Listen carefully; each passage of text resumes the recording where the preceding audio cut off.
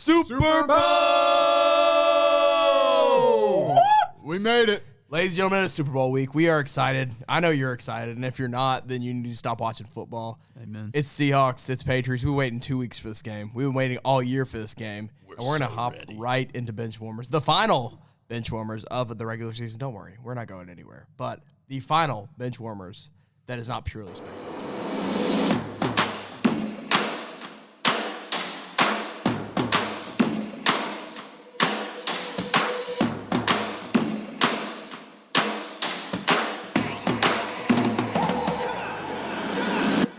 Ladies and gentlemen, we are back. I am back. I am. We're happy you're back. Yeah, I mean, we're happy to be back. I'm a little embarrassed at my Pro Bowl performance, but It's okay. Nobody watched. yeah, I would say I'm really sorry to all 13 viewers that I didn't really show out, but here we are. We're back in the studio. Yeah. A little bit of Pro Bowl recap just off the top. The NFC did win, and it was a shootout, which these things usually are because it's flag football and they're not tackling. Did we get points for that? We get points. Like the score? Yeah. If I'm not mistaken, I think the other guys won 66-55. Me and Shador were kind of just sitting on the sidelines. Gotcha. Perfect time. Yeah. Yeah, by the way, we are not getting Shador on the podcast anytime soon. Sorry, guys. I could not. He's not a bench warmer anymore. Yeah, I No, could. he's the starter in this league. Yeah. A Pro Score Bowler was at that. 66-52, by the way, NFC. 66-52. Yeah, some Sorry guy. to remind you, Grayson. I know. Some guy named Puka Nakua approached me and asked if he could be on the podcast, but I'm just like I don't really know Never who that heard of guy that is. guy. But Never heard of him. he said that he had like a lot of yards from the season. I was like, yeah, you're probably not a bench warmer then. Yeah, exactly. Yeah, he doesn't really belong Yeah, in that. he's not really in this elite company. We don't do starters around here. No. Yeah. But Anyways, the AFC completely collapsed. They led by, I think, 18 at one point, and then the NFC went on a 30-8 run. Just blew them out of the water. Yep. Because we got them dogs. Got them dogs. Yeah. Shout out to Jalen Hurts and George Pickens. They're going crazy. Pickens won the offensive MVP. Yep. heck yeah. And then NFC had both of the MVPs. Yeah. Oh, Wait, do you guys know who the defensive MVP is? I do know who it is because I looked this up. I won't say it. Do you? No, I do. could you give me a team? Buccaneers. It's from the Buccaneers defensive MVP. And whenever I think of Bucks, I think of I don't know. I think of Vontae David, but I don't even know if he's still playing. I don't think he's playing. Yeah. Bradley, would you like to take a guess? I don't know. I have no idea. Antoine Winfield, Are you serious? Oh, I didn't know. Minnesota serious? Golden Gopher Brother's legend. still balling. Hey, Yeah. mad respect. Mad respect. While we're on a I'll recap, just always remember the Tyreek Hill piece. somebody got an interception. What quarterback was it?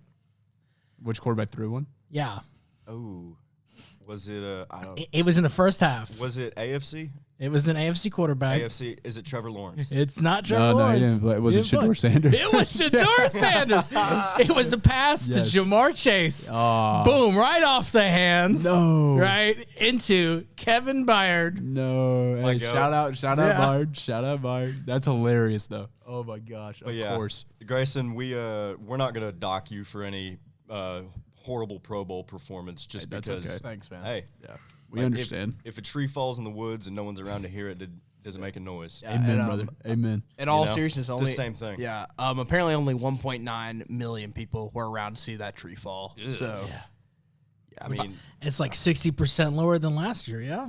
yeah, no, it is Yeah. 60% lower. Last year was 4.2. This year was 1.9. At this point, if the NFL is not seeing that this game is flopping, then we need to cut it. Well, when you have three quarterbacks start for the AFC who are in the same division, two are on the same team, probably not good looks. They had Joe Burrow and Joe Flacco.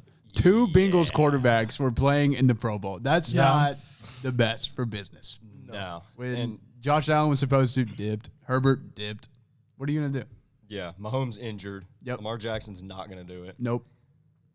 And Apparently, we can't invite Cam Ward for some reason. Cam Ward, yeah, he's because he plays for this team in Tennessee, and Yeah, probably. the NFL Media kind of doesn't. hates- They kind of hates the don't Titans. acknowledge that team. So yeah. Yeah. hate him. Yeah, I'm kind of sick of the Pro Bowl. I'm not gonna lie. Yeah, let's move on. yeah, we're done Get with outta the here. Pro Bowl. I'm Y'all boys, finished. you want to just jump into awards? Honestly, I got yeah. a few awards this I was week. about to say we'll jump into our awards, then we'll jump into the awards. Yes. Yeah. Yes. Yeah, I'm going to take it from the top. I'm going to give the rock-solid performance of the week to the Tennessee Titans, actually, Oh, wow. for putting together an entire coaching staff of just gritty, hard-nosed, bald dudes. Look at that. We got Bob Saleh, bald. Gus Bradley, defensive coordinator, bald. Brian Dable, offensive coordinator, baller, also bald. Bones Fassel, or John Fassel, whatever his name is, he's not bald, but he does have a shaved head, which is close enough. Close enough. Bald. Yeah. Yeah. Bald is bald. Yeah, I'm pretty sure, I haven't done any research into this, but if there's a balder coaching staff in the NFL, find it for me. But I don't think there is one. That's what I want to see with the Tennessee Titans. Straight up. My rock solid performance of the week is going to go to Jack Gibbons. That was sick. If y'all know what I'm talking about, there's a reporter who has who's a paraplegic, and he was in a wheelchair. And Jack Gibbons, former Titan, by the way, former Mike Vrabel product, still Mike Vrabel product, by the way. Nice Screw on the you, Titans, Amy. too. Yeah, he He's just got a great guy. Got on the floor to interview with the guy, so he didn't feel like uncomfortable with like going up to the podium and stuff. So yeah, it's like there's a full interview of Jack Gibbons just sitting on the floor with this reporter, and I think that's really cool. Yeah, honestly. that's awesome. That was cool to see. I like that. My rock solid performance goes to a man. I read this article. I think it was in the New York Post. There's this fellow by the name of you might know him as T.O., right? Terrell Owens. Yeah. He said, and I quote, "George Pickens is better than C.D. Lamb." You know what, T.O.? You know what you're talking about. Over the course of the season, This season is I don't disagree. I can't disagree with him. for sure. Yep. My rock solid pick. It has to do with the MVP voting. All right.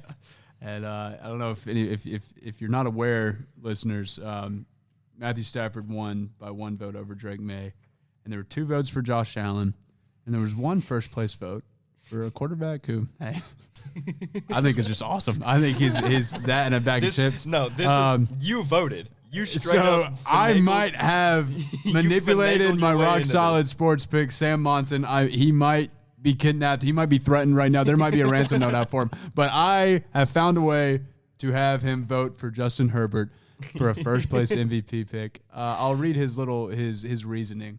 That may or may not have just been me manipulating him to write this. He said, "I was a Justin Herbert vote. The guy had the worst offensive line in the NFL all season, and despite that, he was working miracles in almost every single game.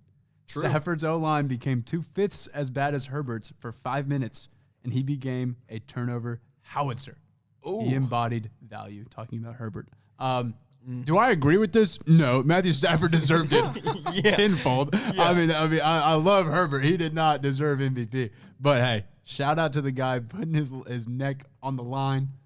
He got it for Herbert. I love the mental gymnastics that this guy's just obviously So funny. a Justin Herbert homer, Of like course, yourself. like me, yes. Yeah. And God And forbid, decided, if you you know ever what? get to that kind of position of power, you will be abusing it, I'm sure. Oh, you have to be. Have to be. We already know I'm in the insane asylum. They can't stop me now. Exactly. All right, I'm going to go ahead and hit Unk of the Week. I didn't even realize this until I think the official Pro Bowl rosters were announced just a short time before the game actually started. But shout out to Joe Flacco for being a Pro Bowl replacement. funny. Yeah, just still doing it. Still doing it, baby. Still I doing think we it. might have joked about that last week that he should have been on, so we're happy for him. Yeah. Yeah, I was about to say. Good for Joe. I was listening while I was on the plane ride over to Santa Clara. Yeah. And y'all did mention that, and y'all also mentioned Phillip Rivers, and I really do Yes. wish we could have seen Phillip Rivers. Oh at my the Pro Bowl. gosh, been awesome. that would have Like, been so sick. I also wish they could swap teams. Also, I just want to maybe throw an idea out there. If they want to keep this flag football idea going, but maybe change it up just a little bit. How about we pick teams, put everyone in the same pool, and then have the top 2 MVP candidates pick, or the top 2 players pick? Because like a fantasy draft. Yeah, literally do a fantasy draft. It's how sick would it be to see obviously Stafford throwing to Jamar Chase instead? Yeah. Right. And what they could do, y'all played schoolyard football, I'm sure. You remember when you'd have 2 team captains, you'd do the lineup. The snake draft. Yeah. I mean, that's Yeah. what they did. What was that? Who was that back in the day? It was Dion. Maybe was it? They had years where it was like Michael Irvin, Right, and, yeah. Jerry Rice. Yeah, they could pick. they had Ray Lewis and Jerry Rice one year. Yes. They were Yep. And they were the opposite. coaches. Yeah, and they could Yeah. pick. Yeah, I don't see why not. Yeah, and I mean, honestly, I'll say one more thing about the Pro Bowl. If I was the manager of the Pro Bowl, I don't know who the actual manager of the Pro Bowl is because I assume it's not Goodell. But I personally I'd turn it into a tournament style format, I think. Because I think they do want to keep flag football purely for injury reasons. Yeah, which I get. I think you do, because there's a lot of Pro Bowlers. And, like, you only need 5-on-5 for flag football. Yeah. Do 8 teams. Have it be a 3-night event. Have the first round, second round, and then the championship on its own night. Like, how sick would that be to have, like, 8 separate teams and, like, have them all be, like, coached by NFL legends? Like, who says no to that? Not I. I mean, I'd be down for that. and the most funny part about it would be, like, seeing some of these NFL legends who just pick, like, 5 wide receivers. And they got to just run JSN at quarterback and just kind of see what happens. See what happens. I'd love to see that. Just, I mean, at this point, they have to fix it. They have to try anything to fix the Pro Bowl because no one watches it. Last year I did watch it. I did not watch it this year. I didn't either. From the sidelines I watched it. Yeah, but yeah, like Yeah. I watched it last year from the comfort of my own home, and it was like, and I'll just say this as like a little like preface to like me. I've played flag football for 13 years of my life, coached for 4. Yeah. I love flag football. Yeah. Like, this is the first year that I haven't played flag football in like, or done anything with flag football in a really long time. So I love flag football. That's a home. That is right there. terrible. Like, it is terrible. It's Yeah. not good. Nobody cares. I mean, they're just slinging like, it around. I would appreciate it more, honestly, if it was like, if our like the lines were like Myles Garrett at quarterback, like tossing the ball up to like some lineman. Yeah. I would appreciate that. I want to see some linemen at tight end or wide receiver. Yeah, exactly. But instead, it's like boring QB at QB, wide receiver. Oh, look, Center.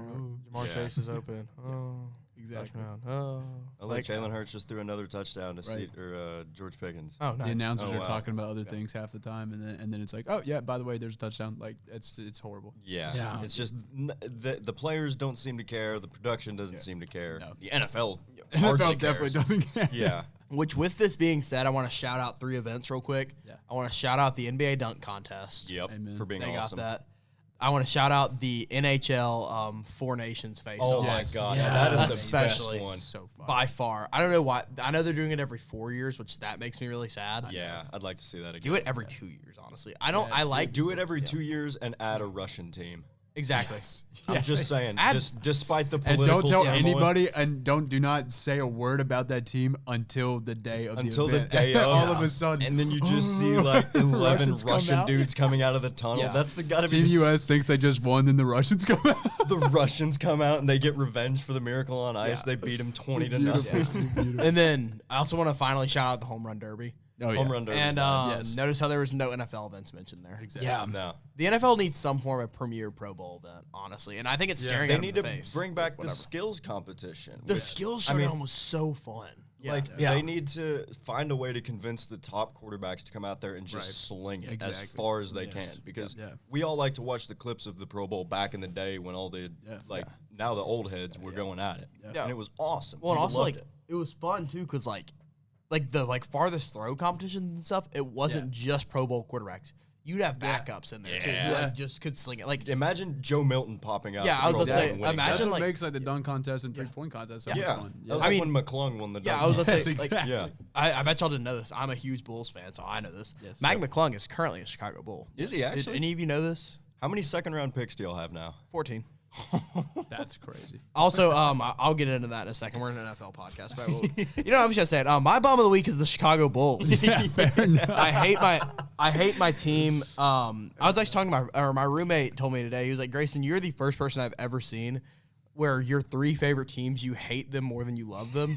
I really do hate the Vols. I hate the Titans. And I hate the Bulls. Yep. But like they're my favorite teams. Like I would Ride and I was die about to say for I 'em, would yeah. I ride or die for them. But like, God, are you kidding? You're Like, doing a lot more dying though. Vucevic. I'm Lot gonna of name dying. some names real quick. Yep. DeMar DeRozan, Yep. Zach LaVine, Nikola Vucevic, Yep. Kobe White, Yep. Io DeSumo.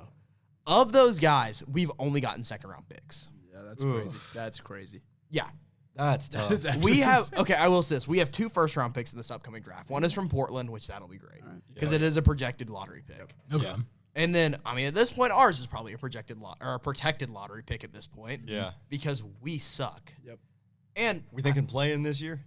absolutely, they can play in Absolutely, every year. I mean, Every year. I Every posted year. Heat, bro. Um, And the Hawks. And the Hawks, I was about to always say, right there, yeah. I mean, literally, I wonder if the phone call to Colin Sexton when we acquired him was like, hey, man, I understand you are used to playing for a lottery pick team. Now you get to be the 9 or the 10 seed every year. You're going to play the Heat or the Hawks. Yep. And if you somehow beat one of those teams, you're going to play the other one in the next round, and then you'll lose. Yep.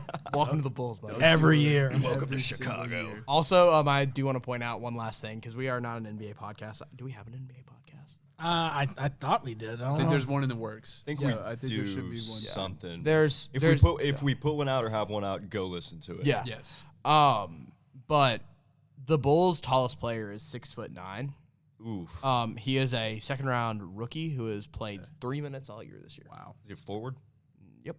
We don't have a single center on our roster, a single devoted center So on our he's roster. going to You play know center. what? I'll go take that spot. At Yeah, this point, you can take it. Let's go. Mind you, Get Andrew out there. Josh Giddey, the Giddler, The Giddler. is projected to move into our power forward. Are you serious? He is What? 6'7". I didn't know he was What? 6'7". He's tall, yeah. Yeah, I did not know he was that tall. Him in powerful. All right. Yeah, I know he's projected to move into power forward. That's Our projected starting lineup is now Colin Sexton, Yep. Anthony Simons, and then we're gonna have Rob Dillingham rotate in with them. Which, by the way, those 3 players I do like. I do like Yeah. us getting those Simons 3 is players. nice. Not for what we traded gonna him say, for, yeah. but whatever. I don't really care. I'll tell you what y'all should have done, and hear me out. All right. Fired our ownership. Well, you could have done that too, but you could have taken 10 of those 14 second-round picks. Boom, got Giannis. Bang. Yeah, I mean, by the way, the Bulls did not send a single offer for Giannis. Apparently, like, Wow, really? yeah. Oh, and my other bum of the week, I also want to shout out Shams Charania. He is my other bum of the week. I don't think he has done anything since announcing the Luka trade last year. Yeah. Everything's just, I feel like he scrolls on Twitter. He's like, oh, shoot, someone made a trade. Let me make a post real quick. It's about time for Woj to come back. Need to Yeah, get some dude. Woj bombs. Get him out. Get him Please out. come back, Woj. Like, I don't know. But yeah, my bum of the week is Chicago Bulls. Bet. All right. Well, my bum of the week is pronunciations because the NFL Honors Award. I cannot repeat what Drewski said about What he- Jackson Smith and Jigba what he called to him? announce that award. Can't say that one. And then we had was it Mike Verbal? Was that what the Yeah, Verbal, pronunciation was for Coach of the Year? These are very prestigious awards to win Offensive Player of the Year. It's basically MVP, but not a quarterback. Yep. And then Coach of the Year.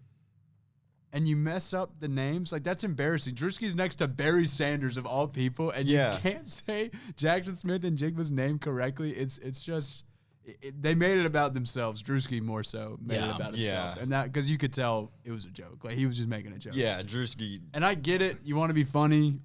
He's clip farming, and I mean it worked Obviously. because we're talking about it. But He's a mogul. exactly. He's a But mogul. when that's a big moment for JSN, and you just ruin it like that. Like that's so lame to me. So those are my bum of the week. Is That and pronunciations. the Emerald City route Emerald artist. City route artist is. We were talking about that before the pod, but Yes. some dude on TikTok went up to JSN at the press conference and was like, I've got a nickname for you if you don't have one in the locker room already. What do you think of the Emerald City route artist? And JSN just goes, oh, yeah, that's good. It's a little long. We can shorten it to ECRA. Everyone's just like, okay, dude.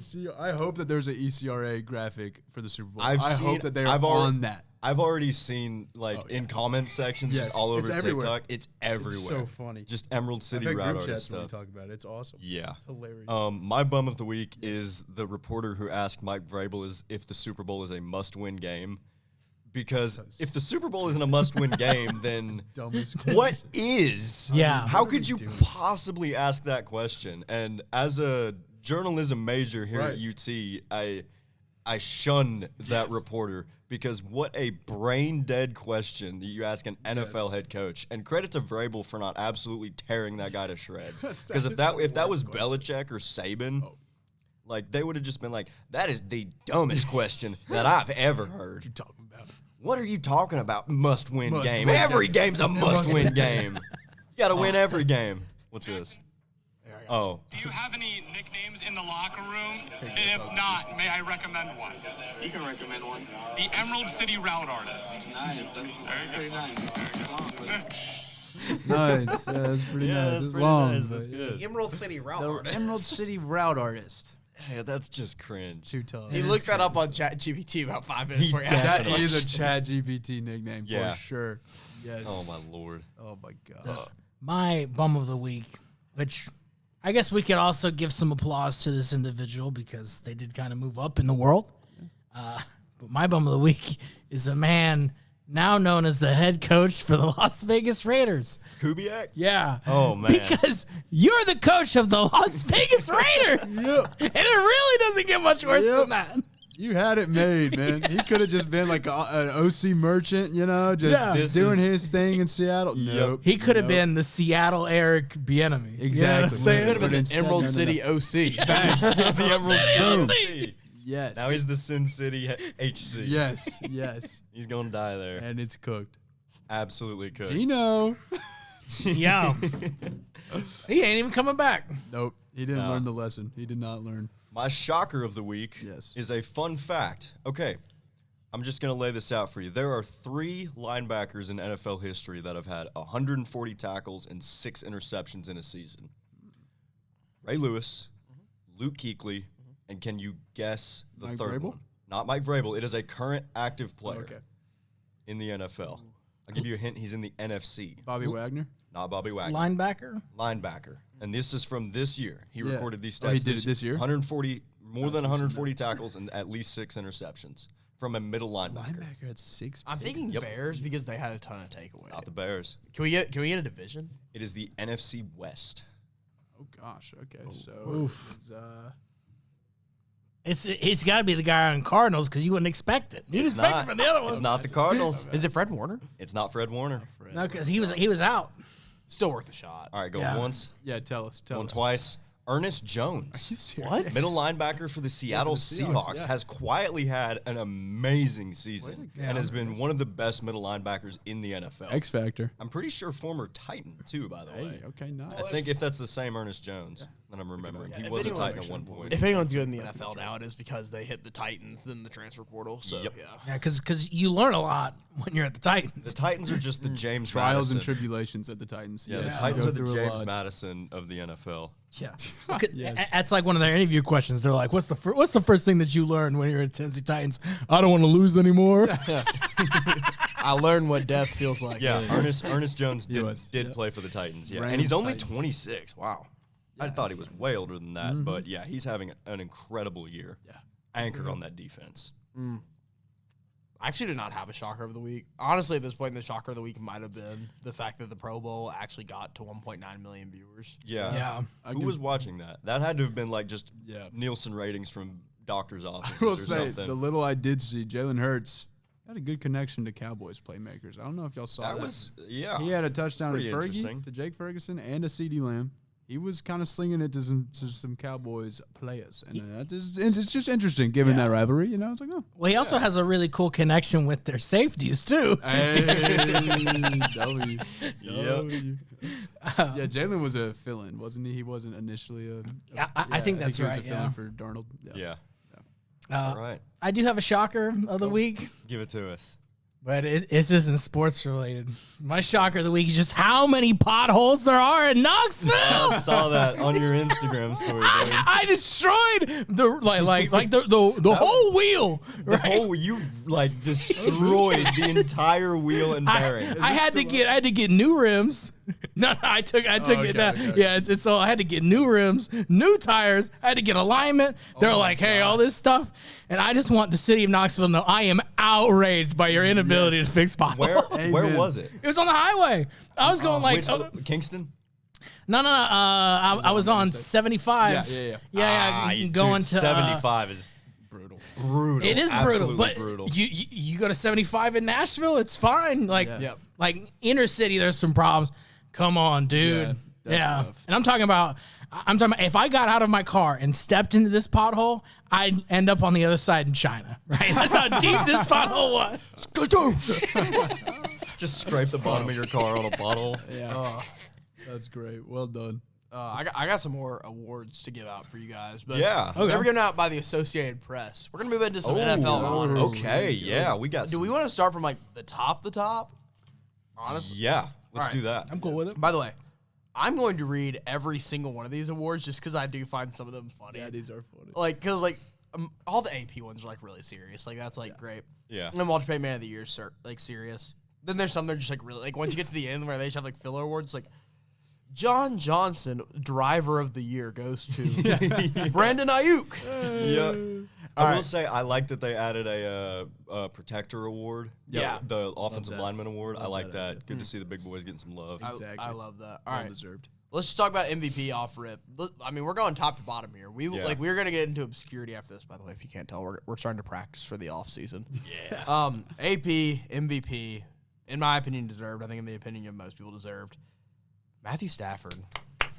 Unk of the year. Well deserved. Unk I of the think year. honestly most of the awards are pretty chalked. Yeah, it exactly. seemed like. This is like the first year where I feel like they all the votes were truly like, yeah, like that makes sense. Got it right. Yeah, Yes. they got it right. I agree. Stafford deserved it. Yeah, I will say, by the way, stay tuned for next week's episode. We have been teasing it all year. We will be giving out our not only bum of the weeks, but we will be giving out our bum of the year. Performance of the year, unk of the year, Game of the shocker year. of the year. Yeah, we have all of the awards that you guys don't want to hear Oh yeah. right here live. Yes. We have This is the true award show.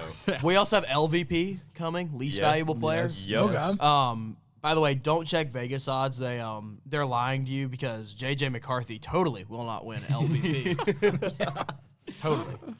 Anyways, I mean, I don't think there's much to say about MVP. We kind of already alluded to I it mean, too. it's no slight to Drake May. Like, I know there are some May believers probably listening, and he had a great season. Nothing to disrespect Stafford just him, had but Stafford better deserved stats. it. Yeah. Better stats against better competition. Yeah. True. Some Patriots fans Absolutely. are like, no, but your schedule was a cakewalk for the most part. Yeah. Yeah. Yeah, and I will say I'm really excited.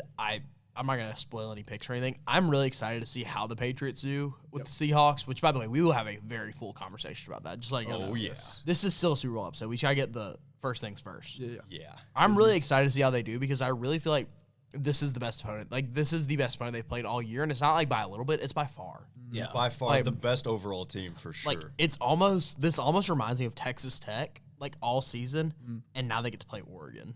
yeah. You know what I'm saying? They have to play a real team. Right. And again, I'm not alluding to my pick at all. I think you can probably tell what my pick is now, the fact that I just said that. But, like, I think I that get what you mean. it's going to be, like, the test. Because, I mean, Texas Tech was great all year. JT Rodriguez, great all year. Right. But they got to prove it against a real team. And And they did. they didn't. And I'm really curious to see how this goes. Because I could totally see the Patriots pulling off. Like, a lot of people are saying, like, the Seahawks are going to win this game by 10. I could see the Patriots pulling off. But with all that being said, Stafford played his best football against the best opponents. Yep. Yeah. He really only had a 2-game stretch where he was like average. Yeah. He was insane. That one Panthers game was like his that was- worst game. I vividly remember. It's also the Panthers. Yeah. Hold your the horse. Jungle Panthers. Yeah. the Jungle good- Panthers. That's a yeah, top yeah. tier. team. Yeah, playoff team. All right. Yeah. And Playoff team. Who Yeah. Stafford had to beat. So, yeah.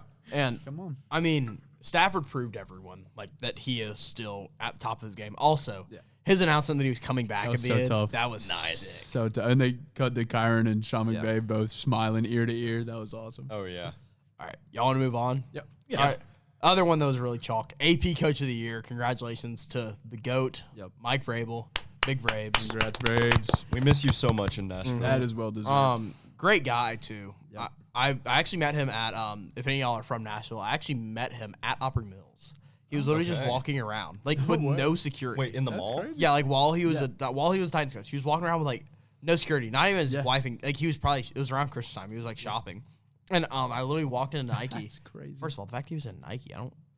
Vrabel, you can get that Probably for could have free. just gotten yeah. all that. Yeah. He was trying to support the I literally- economy. I was with facts, my- facts. I was with my Support friend local Sam. businesses like Nike. I was with my friend Sam. This is a super quick story. Walk in, and he like I looked at him. I was like, that dude looked exactly like Mike Vrabel, and I was like, actually, there's no way that's not Mike Vrabel. And I was, thank God, I was wearing a Titans hoodie that day. I just happened to be wearing a Titans hoodie. I was like, Coach Vrabel, and he turned around and he was like, how's it going, man? He was like, love the hoodie. Oh my Literally the gosh. nicest dude. That's awesome. And I've been amazing. lucky to be around a lot of celebrities. Like, Yeah. by far the nicest dude. Yeah. Him or He Luke just- Bryan are by far the two nicest dudes. He just I seems Or Morgan Wallen. so cool. At every press conference he does, there's one female reporter. I think her name's Karen. Karen, yeah. Karen. But he immediately finds her, and she always gets the first question I will say every single time. It does also crack me up. Like everyone was like on like ESPN was like, he always addresses the woman reporter first, and like he was like, "Now we're friends." Like it's not even that. Yeah, It's not even that deep. Yeah, He's like, that's the homie. Yeah. If you go all the way back, right, to like 2002, 2003, she would interview him after every game. That's cool. Right? Yeah. And so it was kind of like just like a full thing. circle almost. Yeah. That's awesome. Assistant coach of the year. This is the first one that it wasn't chalk, yes, but does it feel weird to see him win assistant coach of the year again? Yes. Josh McDaniels winning offensive coordinator. See, we were talking can't about keep Clint getting away with Kubiak. Like Andrew's bum of the week is Clint Kubiak moving on from a pretty cushy offensive coordinator job. Josh Very, McDaniels, very cushy. he did the same thing. He went to Literally the exact same thing. Yeah. He literally like rotated the league. They are still paying him. Yeah. still paying him. Dude, they were paying like 5 separate coaches. I'm not even kidding. Yeah. This past season. It's like Antonio Pierce. Yes. I saw something crazy, I think like- Gruden maybe Yeah. even still. Yeah. Their like current coach payment roster, because they're paying Pete Carroll for the next 4. Yep. Is like half the price of their salary cap. Yeah. It's like 50 million, yeah. It's ridiculous. It's bad. That's crazy. Does that fun, count Clint. toward the salary cap? No. I didn't think so.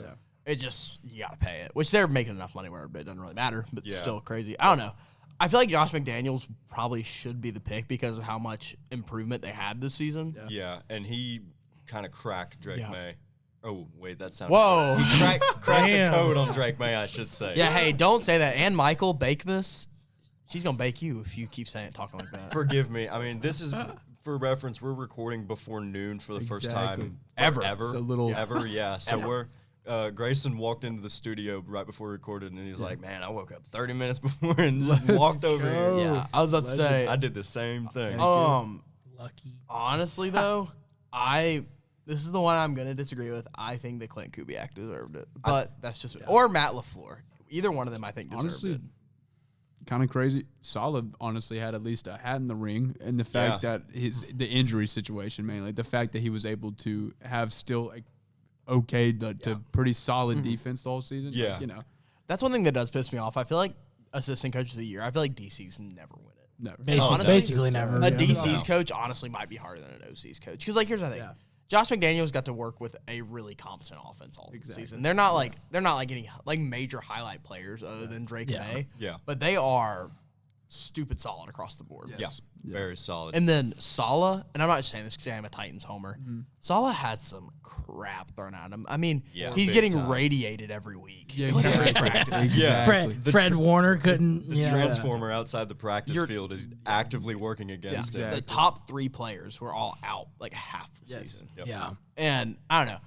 I think that there were 3 dudes who deserved it as much or more than Josh McDaniels. And it Not to say McDaniels isn't an yeah, no, and I'm excellent totally offensive saying like coordinator. Yeah. Josh McDaniels when I was like, yeah, Been good. doing it for a yeah. long time. And yeah, I think you just kind of expect this level of performance from Josh McDaniels. Yeah.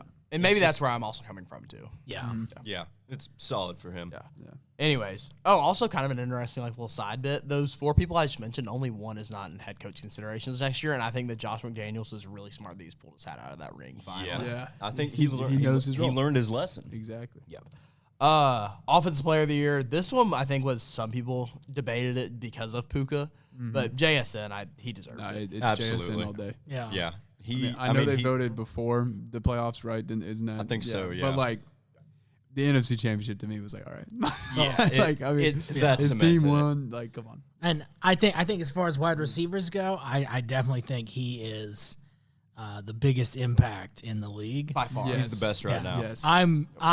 I don't necessarily agree that he is the number 1 player on the offensive side of the ball, but I mean he's definitely my top 3. So. Yeah, just the stats. It's a stats thing. He had the most. He dominated And all year. it was like significant because it's like he set a franchise record for yeah, Seahawks. I think So- Well, there were some great wide receivers come through the Seahawks. That's actually huge for him. Oh, yeah. Especially in his second year. Like that's huge. I would If you want to agree. do a supporting cast argument too, I mean, Puka's got Stafford throwing to him, and then Devontae Adams on the other side, who Yeah. the defense has to worry about. Yeah, Devontae who is the Adams. touchdown leader. Exactly. Yeah. So a little And- bit easier for And Puka. To that's have not to those take anything stats. away from like Cooper Kupp, but Yeah, exactly. Coop's a little But old, it's a you little know. different. Yeah, exactly. And Shaheed too, but like I will say this, I do want to give the Seahawks props. This is the best built team that we have seen in a Super Bowl In a while.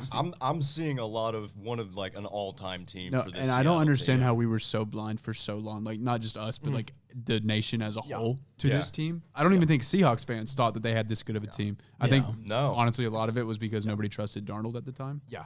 Which, by the way, next week we will be doing tons of stuff. We'll be ranking positions. Like next week's episode's probably gonna be a long one. I'm just going to go ahead and tell y'all. Like it is a full postseason recap. If you didn't watch, it's like if you didn't watch any of like this most recent season of a TV show, you need to listen to this. That one will be next week. If you did not, I'll go ahead and say the preseason over/under for wins for the Seahawks was 8.5. Exactly. yeah, and that They were in there with the Cardinals, Bears, Yeah. Vikings, Patriots, Steelers. Yeah, Yeah, it's by the pretty way, cool that both teams in the Super Bowl. the were Patriots and the Seahawks were both bottom 12. Like they were both in like the 20s area for Super Bowl favorites. Yeah. So yeah, that's pretty crazy. Yeah. So shout out both those teams. Honestly, we got a What, great what Super were Bowl the on our hands. Titans at? 5.5. Yikes. 0. Yeah, And the Browns dead last. That's hilarious. that's pretty funny. Yeah. Okay. Because see, the Falcons were supposed to make the Super Bowl, and here we are. Man, injuries and penalties, man. If y'all wouldn't have done that, y'all wouldn't. Exactly. Hey, true. That's what they say. The only issues. All right, AP Defensive Player of the Year. If I hear a peep out of any of y'all about to when say. I say who this is, then it's over. Yep. Myles Garrett. Absolutely deserved. I will say it is unfortunate, like because there were some really great defensive seasons this year. Yeah. But, But man, come on. Miles Garrett set the sack Set the record. sack. I'm just saying it's unfortunate. Like those guys had to have those levels of seasons. Like even Ernest Jones. Like unfortunately they had to have that level of seasons, and Nick Bonito and all them. Right. But like Miles Garrett deserved it by a lot. And I think here's the other thing too. It's very upsetting to see such just an astronomical player on an atrocious football team. So sad. This Yeah. is so So sad. Like wasted. they are the Browns for a reason. Yes. Yeah. This is his second defensive player of the year. Yeah. And if he retired today, he's a Hall of Famer. Oh yeah. I think so. I don't think that's crazy to say Yeah. at all. Yeah. I agree. Yep. All right, next award. Now we're getting into the more like we've dipped down a level now. Okay. AP Comeback Player of the Year, which we were talking before the show. We think that award needs to be taken out, honestly. Very weird. Or they need to define a clear Yeah. set. I need to understand what it is. Because there's two things with the comeback player of the year. It's either comeback from injury or comeback from being bad at football. Which I'm gonna tell you somebody that I think reasonably could have been in this category, even though he only played for half a season. Daniel Jones. I agree. I think he could have been a really good candidate. Yep. Like the fact that I would say the top 5 candidates for this award were like Christian McCaffrey, but that's because he came back from injury. Yeah. Mac Jones, because he was a backup and had a really solid little campaign there. Yeah, come back from sucking. Yeah, like come back from sucking. Daniel Jones, and then the other two were probably Joe Flacco and Phillip Rivers. and like came back all- from yeah. retirement. Like all 5 of those were for like totally different reasons. Like we need to define what is the comeback player of the year, or just take the award out altogether because no one really cares. Yeah. Anyways, Or like a most improved should be for players who were bad but are now Right. NBA has that, and I think that's a great award. I think, yeah, I like it. And I think we should add a least improved too. Least improved, give it to CJ Stroud. Yes. Yeah. Yes. hey, he did cut his hair though. Did you see that? Oh, did he? All right. Yeah, that'll he's a fix it. changed man. Yeah, he'll be back. He's going to Super Bowl next year. He'll be comeback player next year for sure. For sure. Biggest fall off. CJ Stroud. Stroud. Yeah. And Geno Smith is so disappointed he didn't win this was about to award. say, We Geno, can but- name it the Geno Smith Memorial Hey, there we Least go. Improved Yes. Player Award. That's beautiful. Another big fall off of the year is Jaden Daniels.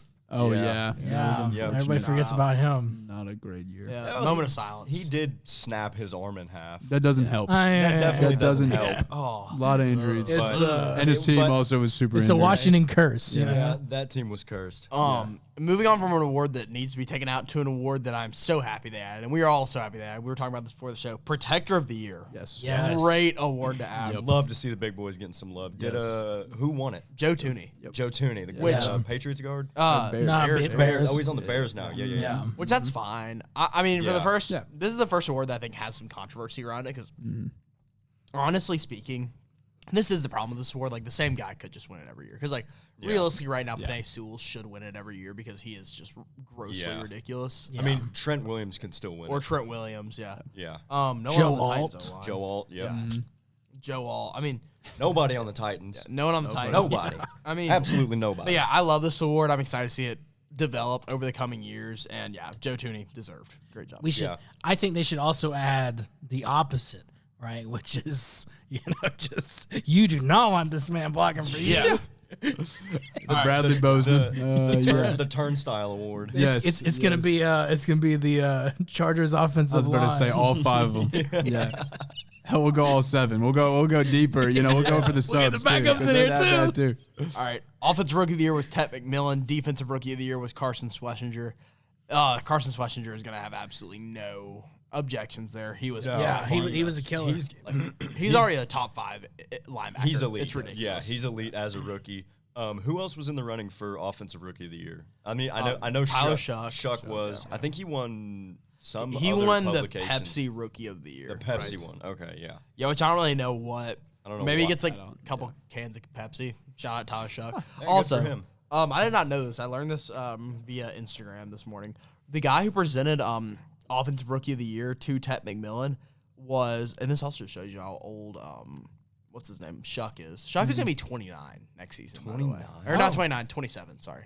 You can see that's a big. That is a No, big it jump. does, My but bad. 27. Still 27 as a sophomore. That's I mean, at Crazy. least he's decent. yeah. He's great. He's great. Yeah, The he's fun to watch. finalists were Dart, Travion Henderson, and Egbuka. So Also, Not the deserves first overall pick that started all year. nope. I'm gonna keep being mad about the NFL hating the Titans. I just It's want ridiculous. I do want to shout out 3 rookies real quick. I want to shout out Cam Ward, obviously. Obviously. I want to shout out friend of the show, not really, but we love his name, Kyle Monungai. Monungai. Like in all seriousness, I really do think he should have been in consideration. Honestly, Yeah. over Travion Henderson. I think Quinshon Judkins should have been in. over Judkins could have Travion. been in. That's Yeah. fair. Yeah, and that's the other guy I wanted to shout out was Quinshon Judkins and Harold Fannin. I want to shout Yeah, out and- one Browns dudes. Oh man, Harold Fannin was awesome. Beast. I mean, there's a bunch of Browns that. Yeah, shout out Browns as a whole, man. Shout out Yeah. the Browns draft class from this past year. Might be an all-time one. Too bad y'all will pretty solid. never get over 5 wins. No, does It's a not shame. matter. It doesn't really Yeah, mold y'all, together. I think the Browns, honestly, 'cause, like the Titans can at least put together a decent season, like once in a blue moon. Yeah. The Browns, I feel like they will never go over 10 wins. They could literally have prime Jerry Rice, like, and catching balls from prime Drew Brees. It wouldn't matter. It's still the max. It would get us 10 wins in a division. I mean, Yeah. the Browns have been around since 1946. They've never even sniffed a Super Bowl. The closest they've been is the AFC Championship in the 80s, I think, against Elway. yeah, it's pretty bad. It's sad to be. Well, a was Browns was that the Browns in Cleveland or Browns in? Because they were in a different city, yeah. fan. No. Were they in Baltimore? So the original Browns moved to Baltimore and became the Ravens, and then I think either the NFL retained the rights to the Browns, and then the Haslam family came in and bought it or something. I don't know. I'm literally just spitballing, but I do know that the Browns moved in the late '90s to Baltimore, which made everyone in Cleveland mad. Shout out and you then guys. they And then they back. started a new franchise, and that's when they drafted Couch. By the way, Couch. Yes. Okay. shout out to the Haslam family. Great for the University of Tennessee. Terrible for the city of Cleveland. Yeah. Yeah. Anyways, Not fans of them. back to Ted McMillan. He deserved it, but I will say it's kind of dirty. By the way, this is part that I was saying I didn't even know. Tyler Shuck's father-in-law was the one who gave out the award to Ted McMillan. Really? And I don't know who he is married to. I'm looking that up right now. Yeah, that's weird. But yeah, Yeah. Her name's Jeremina Rice. Jordan Wormdahl. Who is Wormdahl? What did Ted put up this year? Hold on. Wait. 17 hours ago, ESPN article: Panthers Ted McMillan apologizes for using racial slur. Yeah, I did see that. I was What gonna is bring that this? I up did not see that. because I couldn't remember who it was. Yeah. But What did he I say? think he was on Madden. Oh, and he had Yeah, choice yeah, words. yeah. He was like live streaming. Yeah. Yeah, You know, he those was live kids get streaming. with their Had some video words. games. Yeah, he was playing Madden and he picked a guy off in the what is this, the Streamer Bowl? Sure. Streamer Bowl 8, a charity esports Oh, I see. tournament. What and the then heck? he dropped a Okay. word. He dropped a certain word that we Right. can't repeat. PewDiePie bridge Derek- moment. That one. Yeah, Yes. Derek Wormdahl is his father-in-law, and he's the senior director of web hosting and development through Drupal, WordPress, and custom web apps. You're just making up words over there. Yeah, names. what? What are we doing? Who? Who is this guy? What I'm- does he have to do with football? Barry Sanders is the only one that has made sense, and he didn't even get to say the winner's name. I don't understand. I don't think he would have said the N-word. I'm just gonna. I don't think he That's what would I'm have. saying. It's all about money and who's paying. I guess so. And- it's Drewski, the kids are gonna watch because Drewski's announcing it. Yeah. yeah. No. Yeah. Hey, you can say whatever you want. It's okay. Yeah. All right. Silly you. Moving on to the next award. You're so bad, The Drews. most important award. Sorry, I just have to say it because that's what all of them say. Walter Payton, NFL Man of the Year. Bobby Wagner. This is honestly, I'll give it. this is a great NFL tradition. Is the Walter Payton Man of the Year? Yeah. Great I tradition. think has Patch on the jersey is awesome. Bobby won it before? He has. Yes. Yeah. He's Yeah. this is like his third win. He's a Great guy. great guy. Great guy. Apparently. And still doing it. And he's, how old is he now? Like 35 and still He's- arguably an elite middle linebacker. He's one of my Yep. all-time Yeah. favorite players, honestly. He's so fun to watch. And- And Yeah. he's Such a good adapted part to of the every Legion, man. single team he's played with. Yeah. So shout out him. And if he wasn't on the Washington, not the Commanders. Yeah, the Commanders. Yeah, I had to think about that. I think he would have made the playoffs because, like you said, he's just solid everywhere he goes. Solid. And I mean, like, honestly, he's showing no signs of slowing down either. Yeah. And he's got to I be in mean, his late 30s. you say that, but that field's cursed, dude. Say, Yeah. all it takes. Yep. One more injury. Ask Alex Smith. He barely made it out alive. That's for sure. And then now we are getting into Heisman. the obscure awards that are going to be really fun to talk about. Let's go. All right, first one is the Salute to Service Award, which I had to look this one up. This is the person who did the most for the military community. So it's like Walter Payton Man of the Year, but for the military, and it's Christian McCaffrey. Apparently, he started a foundation just for the like military community. So good for him. Look into that, Andrew. Well, I'm also going to say this because I used to work for one of these foundations that supposedly help veterans. Yeah. And I'm not trying to like be a social justice warrior here. Yeah, go ahead. But for every dollar that was donated, right, maybe like 3 cents actually went to veterans because people who open these foundations and nonprofits actually are just trying to get the money Right. and claim it's a That's nonprofit. crazy. Yeah. It is. It's very crazy. Yeah. So Need to do if some reporting on that. if Christian McCaffrey's actually doing it and it's like actually I going bet to he is. people, I mean, NFL players, I doubt that they would need to take money from an organization. you would be You surprised. think? Yeah. I mean, I say that, and Brett Favre stole what, $300 million from the state of Mississippi. Yeah. That is still one of like the funniest things that just got swept under the rug. Yeah. That story was dead so fast. So It was. crazy. But Then this is one of my favorite awards too. FedEx Air and Ground Players of the Year, which is the top quarterback, running back, and wide receiver in FedEx's humble eyes. yep. Drake May won Air Player of the Year, which I'm glad he got May. something. Yep. Which, by the way, they get actual trophies, and the trophies are really cool. Like, look them up. They're actually really cool. Christian McCaffrey at running back and JSN at wide receiver. So great picks, honestly. What even is that, dude? Christian McCaffrey? Those been are all over. those Where trophies is are sick. Bijan? Look, he was with the he's the only running back ever to have more than 1,400 rushing yards and 800 or more receiving yards. Only person ever. That is kind of a weird stat. No, I mean that's No, valid. it's valid. Put Bijan in there. Deacon Jones Sack Leader Award, Deacon obviously, is Sack. Myles Garrett. That's not really an award, but whatever. Jim Brown Rushing Yards Leader Award, same thing, not really an award, but whatever. James Cook. The Art Rooney Award. I got to look up what this is for, but What it is went the Art Rooney it went to Buddha Baker. Rooney Award? It is given out annually by the league for recognition of outstanding sportsmanship.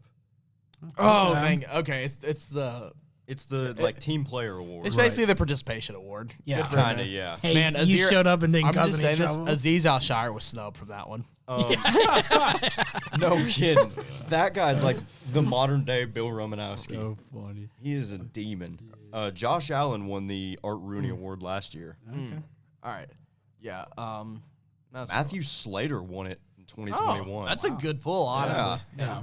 Buddha Baker is going to be a pull in like 3 years. Oh, It's just yeah. kind of sad to say. Man, sucks that he's on the Cardinals. He's nice. I just want to quickly address the Hall of Fame class because that is one of the things they Nice. announced last night officially. Drew Brees absolutely deserves it. Larry Fitz absolutely deserves it. Luke Kuechly absolutely deserves it. One of the shortest cut careers that we've ever seen, Yeah. honestly. I mean, he was a Hall of Famer But a few years He in. also went out on top, so that's what I'm saying. Yeah. Yeah, and then Adam Vinatieri absolutely deserves it. Yep. And then Roger Craig, who is the senior. Did he category. finally get in? He finally He got did. in. Oh my gosh, that's been an ongoing thing since like he's become eligible because he was on those Niners teams in the 80s and 90s and was, I mean, he was one of the first two He was way backs. instrumental.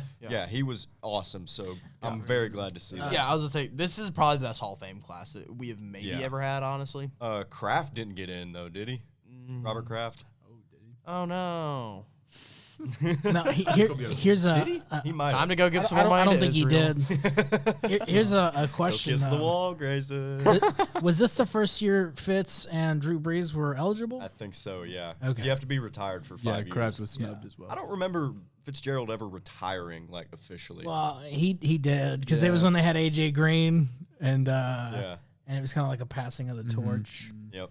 Even though I'm not saying AJ Green isn't great, but he's not Larry Fitzgerald is all phenomenal. time. And if he weren't on the Arizona Cardinals, any other team, he'd have 2, 3, 4, 5, stack them up Super Bowls. Yeah. So sad he never won one. So close. Yeah, that's what loyalty gets you guys. Nothing. It gets you in the hall. It but gets no you rings. it gets you in the Hall of Fame and respect on the Benchwarmers podcast. That's what it Yes. gets. you. So. All right, next award given out was the Next Gen Stats Moment of the Year. This is my other favorite new award. No good. Chicago Bears overtime touchdown in win over the Green Bay Packers. Yes. That was incredible. Was that the Yeah. DJ Moore touchdown? Yeah. And also, it was Yeah. a regular season moment. I don't think a playoff moment can win. I think the overall moment of the year, which we're going to talk about that next week as well, was probably the other thing that happened in the Bears season that was miraculous, which was the Caleb Williams college football play, pretty much. The running backwards and just launching it. Yeah, no look. Yeah, shout out him. And then the fan of the year was a guy named Edward Callahan, which I'm looking up Edward Callahan right now. Wait, what team? Eagles. Eagles. I'm trying to see. Wait. I just went on Google. I was just in a bunch of random dudes named Edward Callahan popped up. I'm trying. Oh, it's an older guy. Shout out older. Okay, but why is the Philly fanatic not winning it, man? Give him the award every year. The guy who paints himself for every single Philly game. Yeah. Give him the award every year, or the end zone boys. Whoa, Ed Callahan attended his first Eagles game in 1954. Never mind, Ed Callahan. You can have it. Holy cow! Season ticket member since '97. Fair enough. Yeah. Holy cow. And then for the next award, I would love to sit and tell y'all that even though I am a huge flag football guy, I know who these are. The flag football players of the year were Ava Rotondi and Bryson Wright. Shout out you guys, man. Hey, my brother, he's filmed some flag football tournaments, so I'm sure he knows who they are. So shout out to the brother. Shout out to the brother. They're like young kids, yeah? Yeah. I was say I'm imagining like two like 5-year-olds walk on stage like, thank you for this. Imagine. award." Yeah. I'm sure they're like actually like older at this They're point. like, they should probably be like seniors. 17, yeah, 18, they'll- something like they'll be that. seniors. Yeah. All right. And then finally, the Don Shula High School Coach of the Year, which I have their max preps pulled up. So we're going to see if they actually deserved it. All right. Dylan Smith, Palisades Charter High School in California, and Dave Ettinger, who is the Garden City High School coach.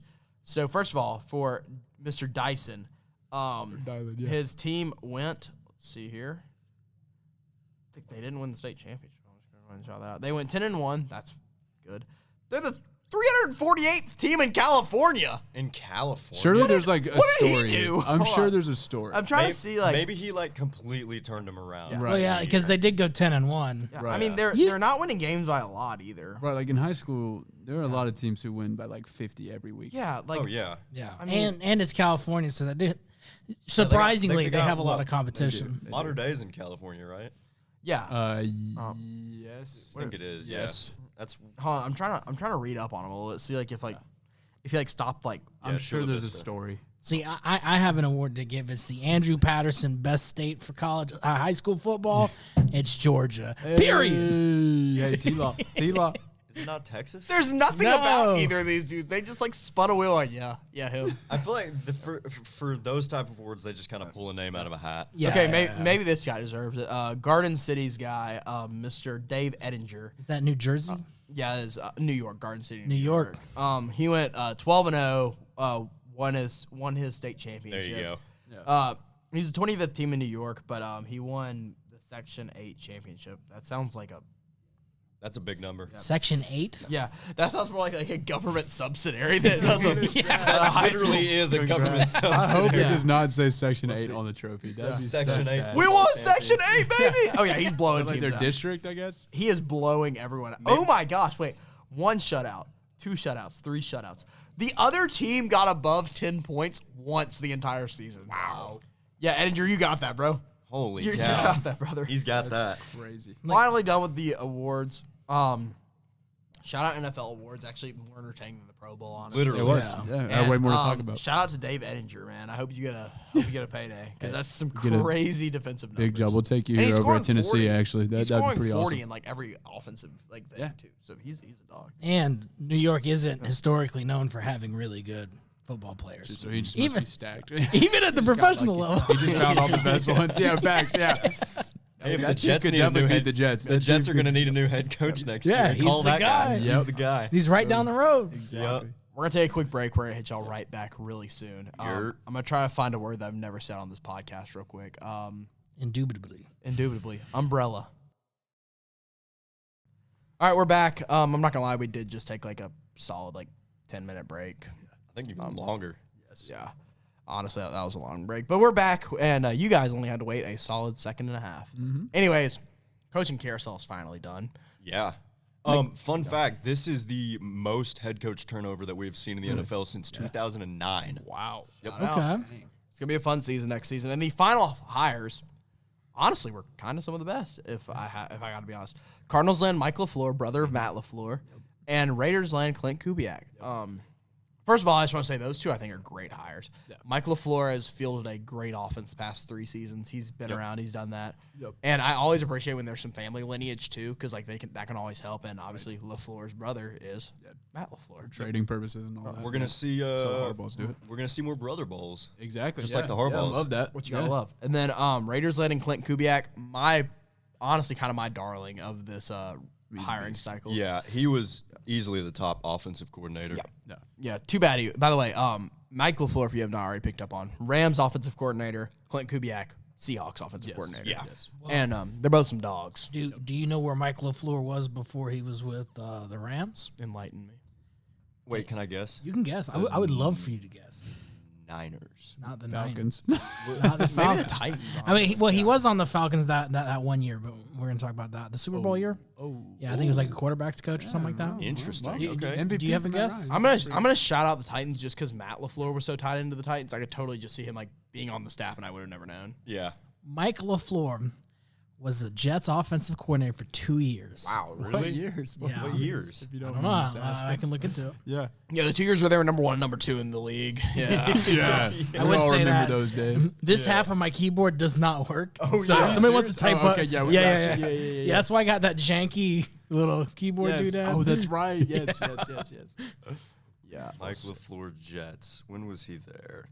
2021 to 2022. I'll pull that up on Okay. PFR real quick. Which Oh, he made Zach Wilson look About to say watchable. Zach Yeah. Wilson. Yeah. Yeah. Yeah, okay, then never mind. 21 and 22. it's not as bad as I thought. Yeah, he had the offensively he had the 28th and 29th offenses, but It's also the Jets. I will It's also say the it's Jets. also the Jets. That is a And- full asterisk. He had in his second year, he had only a minus 20 point differential, and the team went 7-10, which honestly for Jet standards, it's not good. bad. Not And bad. he honestly made the quarterback semi. That was the Saleh years. So I mean, Oh yeah. Yeah. those are Defense some of is the correct yeah.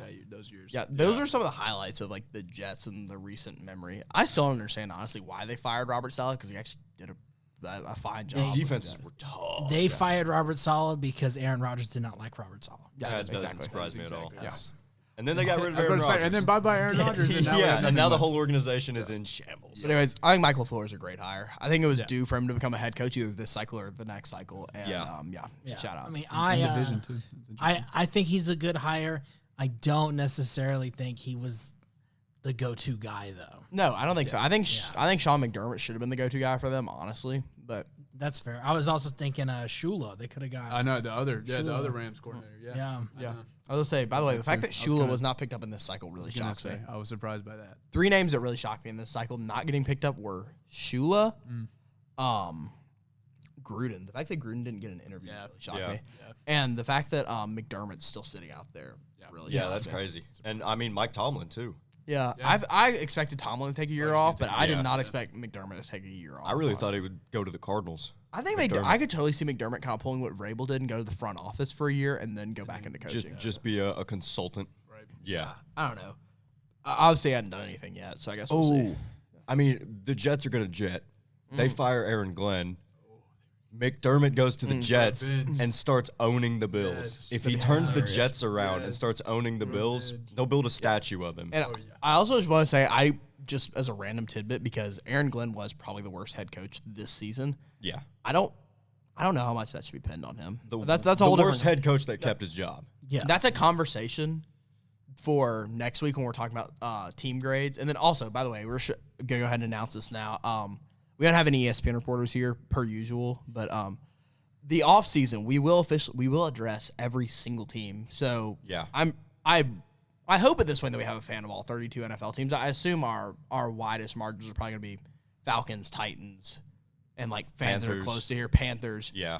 Our highest A lot of concentration. Cowboys. Yeah, a lot of Cowboys and a lot of Patriots and a lot of Chiefs fans Yeah. too, because that just exists. Yeah. But we will be addressing every single NFL team, including all three of you Chargers fans. You guys will get your Yes. dedicated time. Let's go. Let's go. A+ grades, But guys. yeah. Anyways, I like the LaFleur hire. Definitely not what I was expecting out of the Cardinals, but yeah, whatever.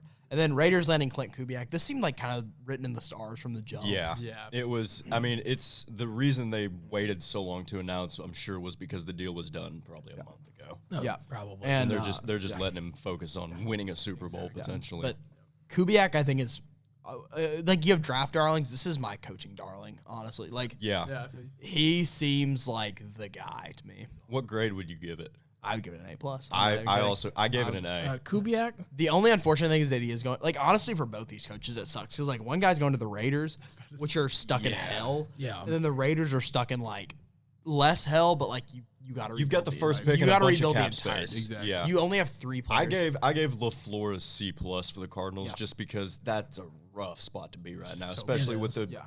nothing question exciting. mark at quarterback and nothing everywhere else. For LaFleur, I'm gonna go with a C. Yeah. Just because I'm not necessarily sure that he is that great of an offensive coordinator. But we'll see. And I'm gonna give Kubiak a B+. Yeah. And everything that takes away from him being an A is the fact that it's the Raiders. Yeah. So it has nothing to do with That's why I gave a C+ for LaFleur just because it's the Cardinals. it. Yeah. Y'all just want to move on to like the entire, like looking back now the entire cycle. I've been waiting to do this for like 4 weeks now. Like Yeah. I've been wanting to look back at this for. I've a got while. my grades ready. You want to start with Harbaugh? I was about to say, here's the list that I have. I have Harbaugh. All right, well, let's just read them all out real quick. Yeah. The Giants get John Harbaugh. I think this is in semi like timely order too. Falcons get Kevin Stefanski. Titans get Robert Saleh. Ravens get Jesse Minter. Dolphins get Jeff Hafley. Browns get Todd Monken. Steelers get Mike McCarthy. Bills get Joe Brady. Raiders get Clint Kubiak, and the Cardinals get Mike LaFleur. Yep. Kick it off from the top. Let's go John Harbaugh. I'm going to give it a B. Yeah. Solid B. I was thinking a B as well. Just because you're going to have two. Harbaugh's a good coach. Yeah. Yeah. Won a Super Bowl in Baltimore, but I don't know because the Giants need a pretty much full rebuild other than quarterback, wide receiver, and running back. Because they've got those guys. Unfortunately, 2 of them are pretty injured right now, and hopefully they're healthy going into next year. But Harbaugh's a good coach. New York is a tough spot to be. So tough. I agree. I'm going to go with an A-. I think John Harbaugh as a coach is time tested. Yeah. I don't necessarily think that New York is the place to be, but I do want to, I guess, congratulate and promote him for his previous successes. Yeah, Yeah, that makes sense. Yeah. Want Yeah. to give him his flowers, and it more than deserves it. I'm a B as well. Yeah. I gave him a B+. I think that he was probably the hire that like whoever got him was just like, yeah, that's B+. Like it didn't matter. what You're gonna be you happy do. with Like, him. Yeah, like yeah, can't yeah. be upset. Yeah. Yeah, he's won a lot of games. Yeah. I will say my only concern with John Harbaugh, and we mentioned this when he got hired. Yeah. He does not have as much experience as you think he does. Also, his offensive coordinator is Matt Nagy. Not about that. I'm Forgot so about that happy one. that the Giants did I that. could not believe that. That's bad. That was hilarious. All right, moving on. Falcons, Kevin Stefanski. I honestly, if this hire would have happened 2 seasons ago, I would have probably given it an A+. Yeah. Now I'm going to give it a B-. Not a bad hire by any means. No. I'm just saying, if you were above a C+, if you're in the B or A range, I think it's a good hire. Yeah. If you're in the A range, I think it's a great hire. I didn't give anyone below a C-. I gave one person below a C-. I think I have I think one. all of ours are all of our lowest are the same. Yeah, I was say I actually ranked all the hires. We can just roll through that. I can just tell y'all once we're done with all these. Okay. Yeah. I gave Stefanski a B+. He's a good coach. Last year was really tough in Cleveland, having to start rookies at pretty much every position. But there's a hell of a lot more talent in big ATL. So You're I damn think right there. I think he can get the boys rallied more than Raheem Morris did. Yeah. Quote unquote Raheem Morris. Also speaking of Raheem, not to throw anybody off, he's the DC for the Niners now. Yeah. Oh, is he? Yes. I didn't he even see is. that. Yep. Shout out. But anyway, That's honestly kind of moving up the ranks, honestly. it kind of is. Just much more of like a coaching pipeline. Which just means he'll be a head coach again in 2 years. Yeah, he's gonna be the coach of the Raiders. Yep. But my Stefanski rate, I'm gonna go with an A. I can't identify whether he was the issue or it was the Browns, and because of that, I know Arthur Blank's a better owner. Matt Ryan is the dog, right? Yeah, he's the president of football? Yeah, president of football, super smart guy. Wait, what does that mean? Who knows? Have you Means ever he's watched around. Ted Lasso? I have not. Okay, I can't give it to you. He would be the Leslie of Okay. the Falcons, but Okay, I don't okay. know who Yeah, that is. I like that. Yeah. I think that they have a really good. The Falcons have a really good roster, and all you have to do is just be somewhat. It's the NFC South. Yeah. If you get 10 wins, you're winning the division. Exactly. Yeah. And I think he can definitely get the Falcons to 10 wins. I think he can too. I mean, this is a man who won a playoff game with the Cleveland Browns. Exactly. So Yeah, I mean, when you're saying, don't know if it was him or the Browns, in 99% of those cases, it's the Browns' fault. It's the So Browns. I'm going to say it's a good hire. yeah. Yeah. All right. Moving on now, we have the Titans getting Robert Saleh. A+++++++. I had to take my bias out. Super A+. I had to take my bias out. I gave it an A. Me too. I also took my bias out. No, I'm kidding. I did give it an A+ just because I think we needed a dog. Yeah. We needed a defensive guy. Mindset. Yeah, it reminds me of the Vrabel hire back in the day because we hired Vrabel from, I think he was the defensive coordinator of the Texans before coming to Tennessee. But and our entire coaching staff is just beautiful as well. I was about to say, We've the got support Dable at football. OC, Gus Bradley at DC, Vassell special teams. He's awesome. Yeah. And Beautifully bald, baby. Beautifully bald. the bald boys, I love them. boys. And if there's a time to buy Titan stock, it is right now. Yeah. Right now. Well, I mean, I think everyone in the NFL is talking about it too. Like, Yeah. even on It's ESPN the other day, they were talking about how they think the Titans are going to turn It around is. really fast. It is legitimately, unbiased. It is the best coaching staff in the NFL, in my opinion, all around. It's up there now. Yeah. Yeah, it's definitely up there. We gotta see how they What's mesh, your grade? so. My grade on Saleh, A. Yeah. Okay, because think it's a I'm good a B minus. Ooh, Okay. Really? Yeah. Okay. Because if we are weighing history, which I like to weigh history, Jets run. True. Yeah. Robert Saleh is 20-36 as the Jets head coach, which once again he didn't win any playoff games with the Jets. Who were his quarterbacks? I mean, he had Aaron Rodgers for a little bit there. He had Aaron Rodgers for about He had 4 Zach plays. Wilson. Yeah.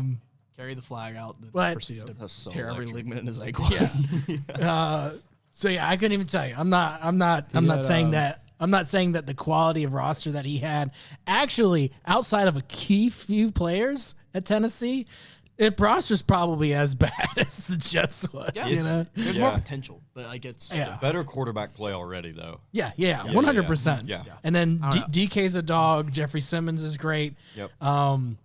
So I don't know. I'm not And super positive.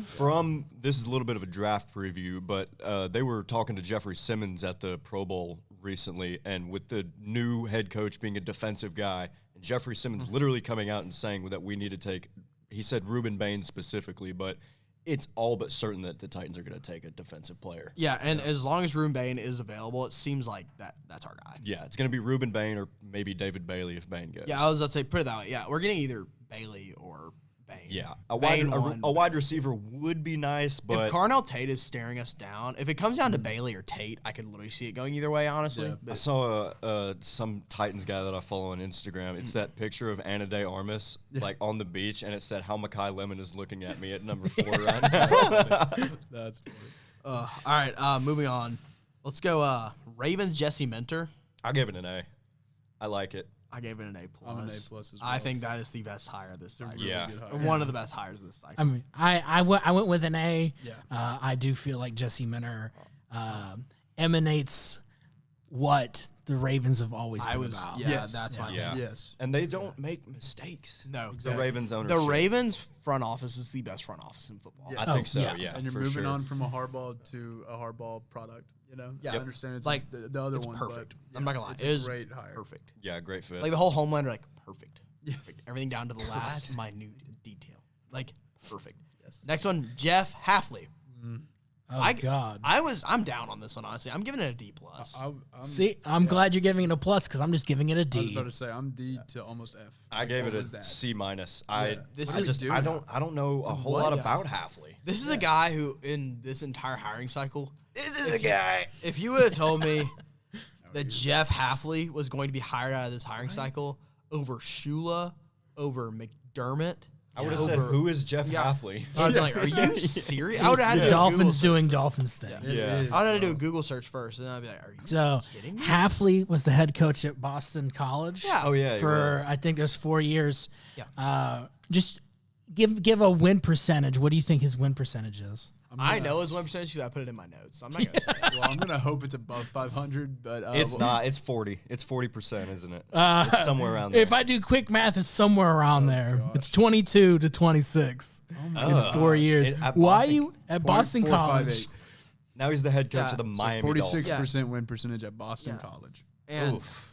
yeah, I'm not going to lie. Unless- His Last record 6-5, 6-6, 3-9, 7-6. I don't like the pick at all. That's bad. yeah. It's just not good. Do we just want to move on? Because I don't like it. Yeah. I mean, yeah. I don't have I like anything it. to It is say. stinky. I don't know anything about Jeff Hafley. I don't know why you. Maybe he's just got something in his mind that he Yeah. doesn't have on paper. Yeah. It's like, But, Packers defensive coordinator. Okay, we had Michael Parsons, and as soon as he went out, he stunk. Yeah. Yeah. Exactly.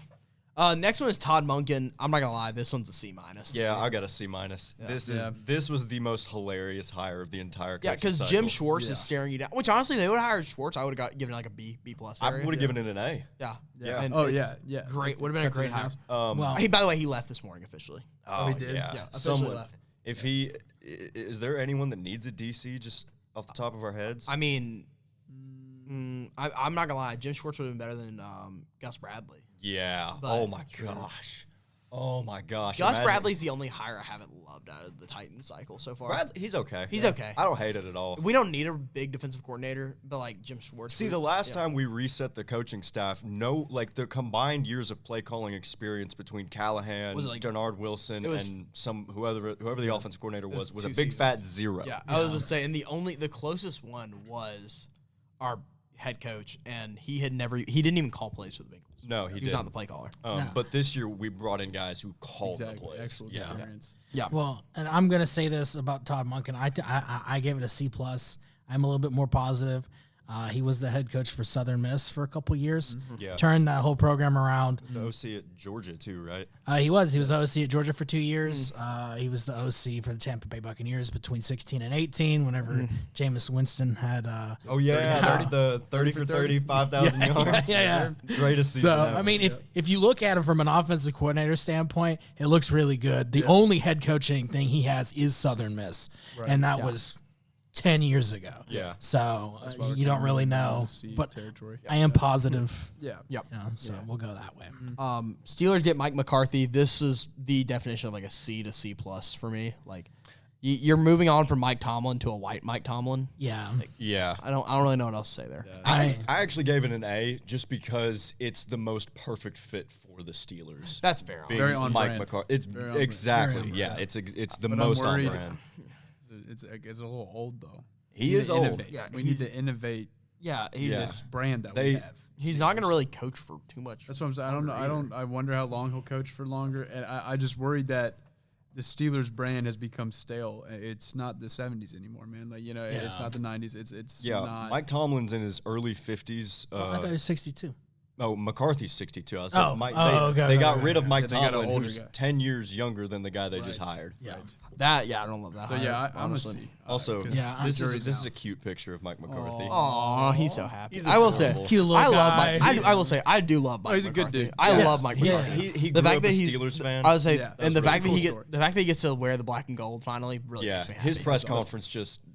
he was the happiest brought a tear guy to my ever. eye. Yeah. He was Which, so that happy. definitely lights a fire under him, so that'll be Wow. fun And to see. he's respected too, like across the league. Yeah. So I think he'll the 8-9, 9-8. That's still going to be there That's in play. Well, Yeah, I will say definitely. this is absolutely his final coaching stop too. for sure. absolutely. Yeah, But- if it doesn't work, And I think he is honestly a Hall of Fame head coach. It's just that fringe, not first ballot. He's a fringe. yeah, Hall of yeah, Famer. yeah. he's Yeah, kind it of might like take him a Eli second. in that regard. Yeah. You can Because make a case for it.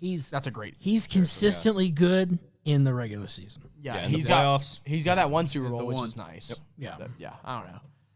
Anyways, moving on. Joe Brady. This one y'all might disagree with me on. I went with a C for Joe Brady. I gave it a B minus. Okay, never mind. We're not. We're in the same ballpark. No, Yeah. just the Bills right now are kind of in a free fall. They're in a yeah. weird, not really free fall, maybe a weird limbo Yeah. type of area. Yeah. Just because of how messy the McDermott ending Right. was. Yeah, and they should trade Josh Allen to the Titans. I mean, that's the only natural thing to do. Or- The or only it could be natural out here. thing, and then he can be the backup to Cam Ward. Well, of Yeah. course, because of course, naturally. Yeah, no, I don't know what they're doing, honestly. Like, Jeff Brady is the safest hire of this entire cycle, honestly, just because it's in-house. He's probably going to be the exact same as Sean McDermott, just with less experience, but whatever. Yeah. Yeah, I'm It's very just much like a worried about the whatever Bills pick. as a whole. Yeah. Yeah. The Bill, I don't know. Like, the They're in Bills such could, a bad spot. I mean, the Bills such a could get horrible 4 spot. wins I feel next like maybe season. they I'm not gonna lie. just couldn't bring in any other like top candidates, so they walked down the hall and were Yeah, like, "All 'cause right, who Joe." wanted that job? Let's be honest. Like the only fun part you have is Josh Allen, but And, it- like, that's waning especially now. after- Josh how they- Allen, James Cook. Especially Let's how give they- him his. Yes, his you're right. especially how the ownership treated That's the McDermott. problem, Yeah, Is it looks just so bad. it's don't not. wanna It be a was part of not the team. attractive, And- other than getting to play And with Josh Allen. So of course. I have him as a D plus. If you look at his, because once again I like to go back.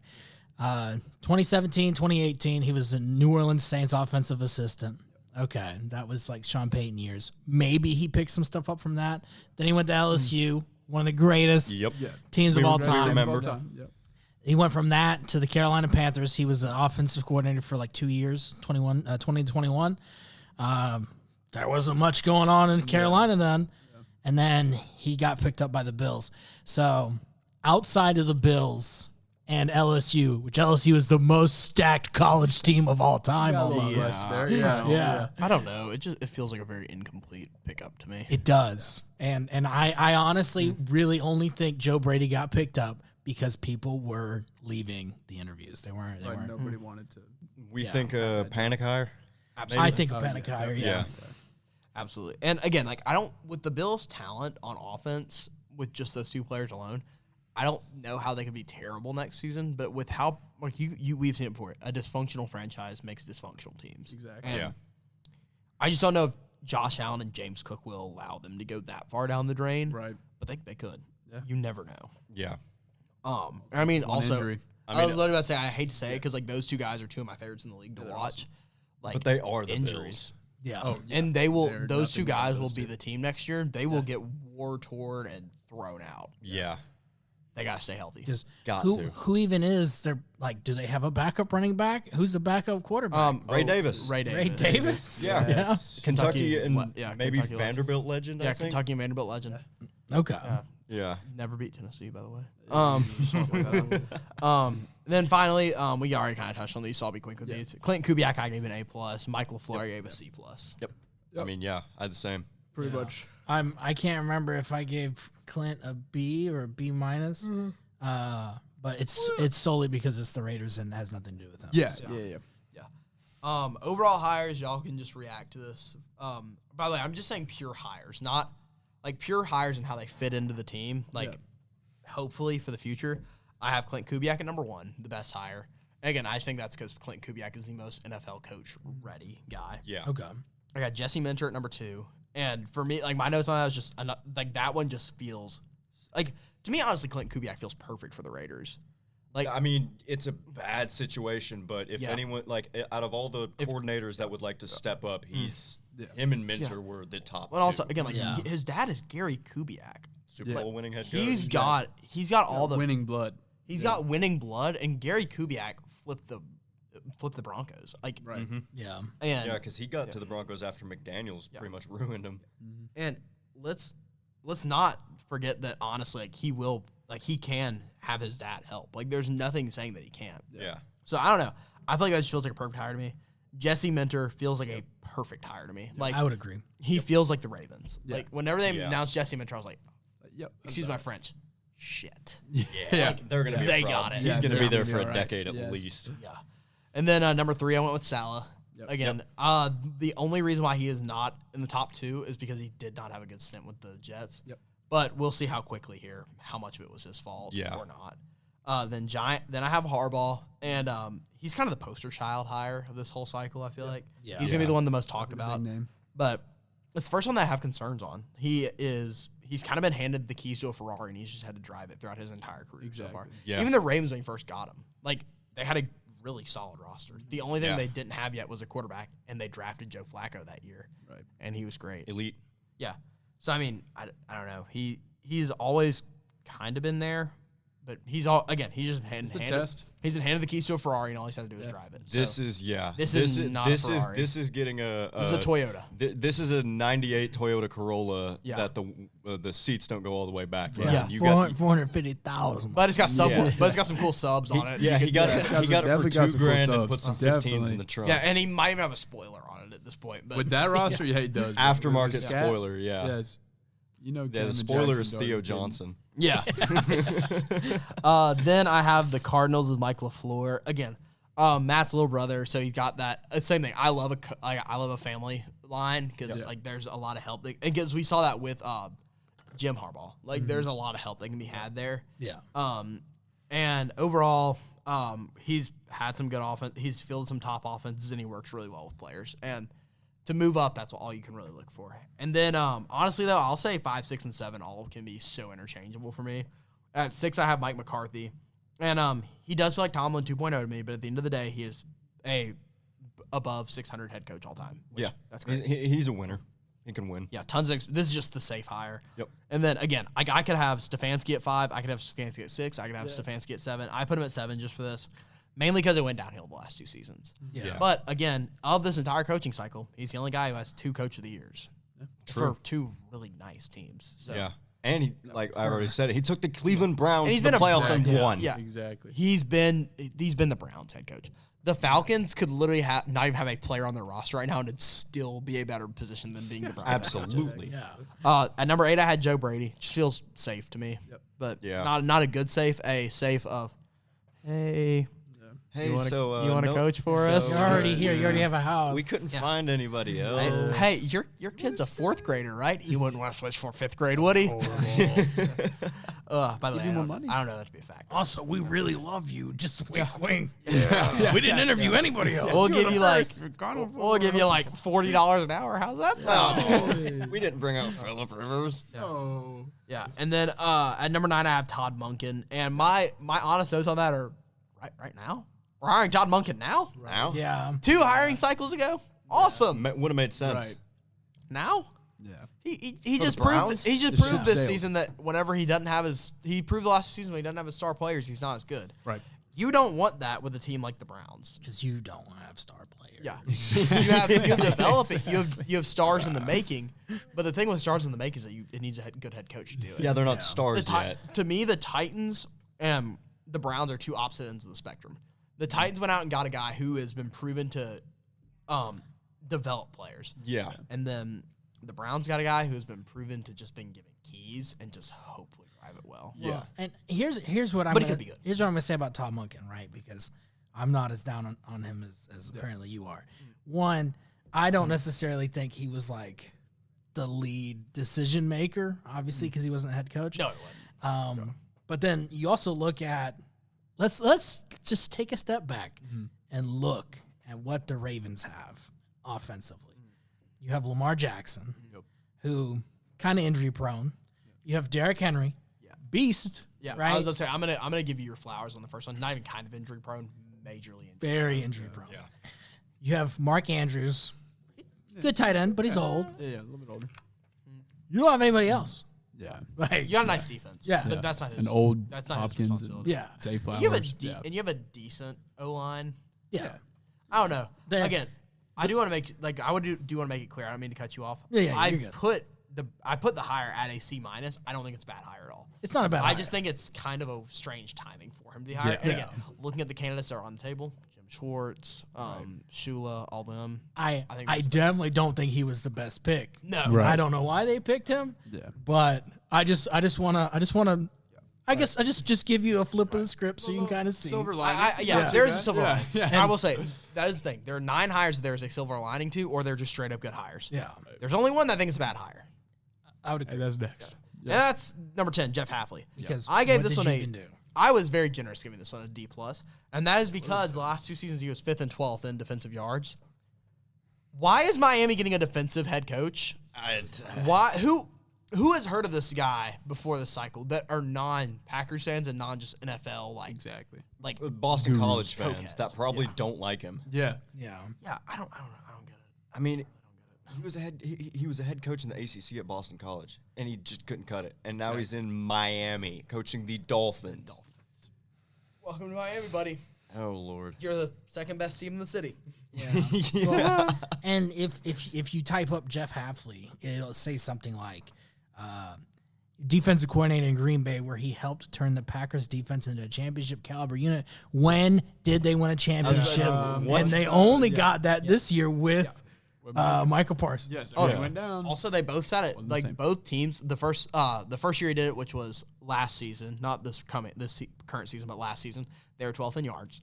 Before Michael Parsons came, if I'm not mistaken, they were like around the 13th, 14th rank, which is the exact same. Then once Michael Parsons came, he brought him up to 5th. Yeah.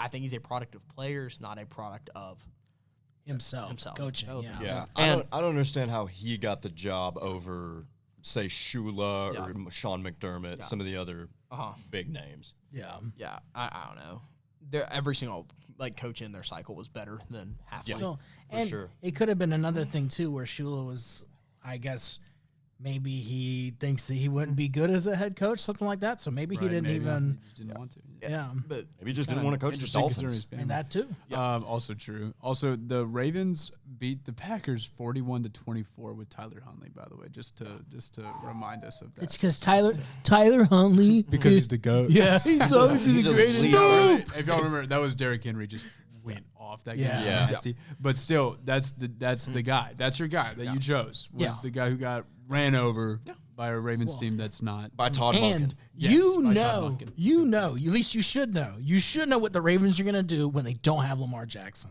Exactly. And that's run it down They're your going to- throat. Exactly. So, Arguably what they couldn't should stop do it. with Lamar Jackson. But yeah.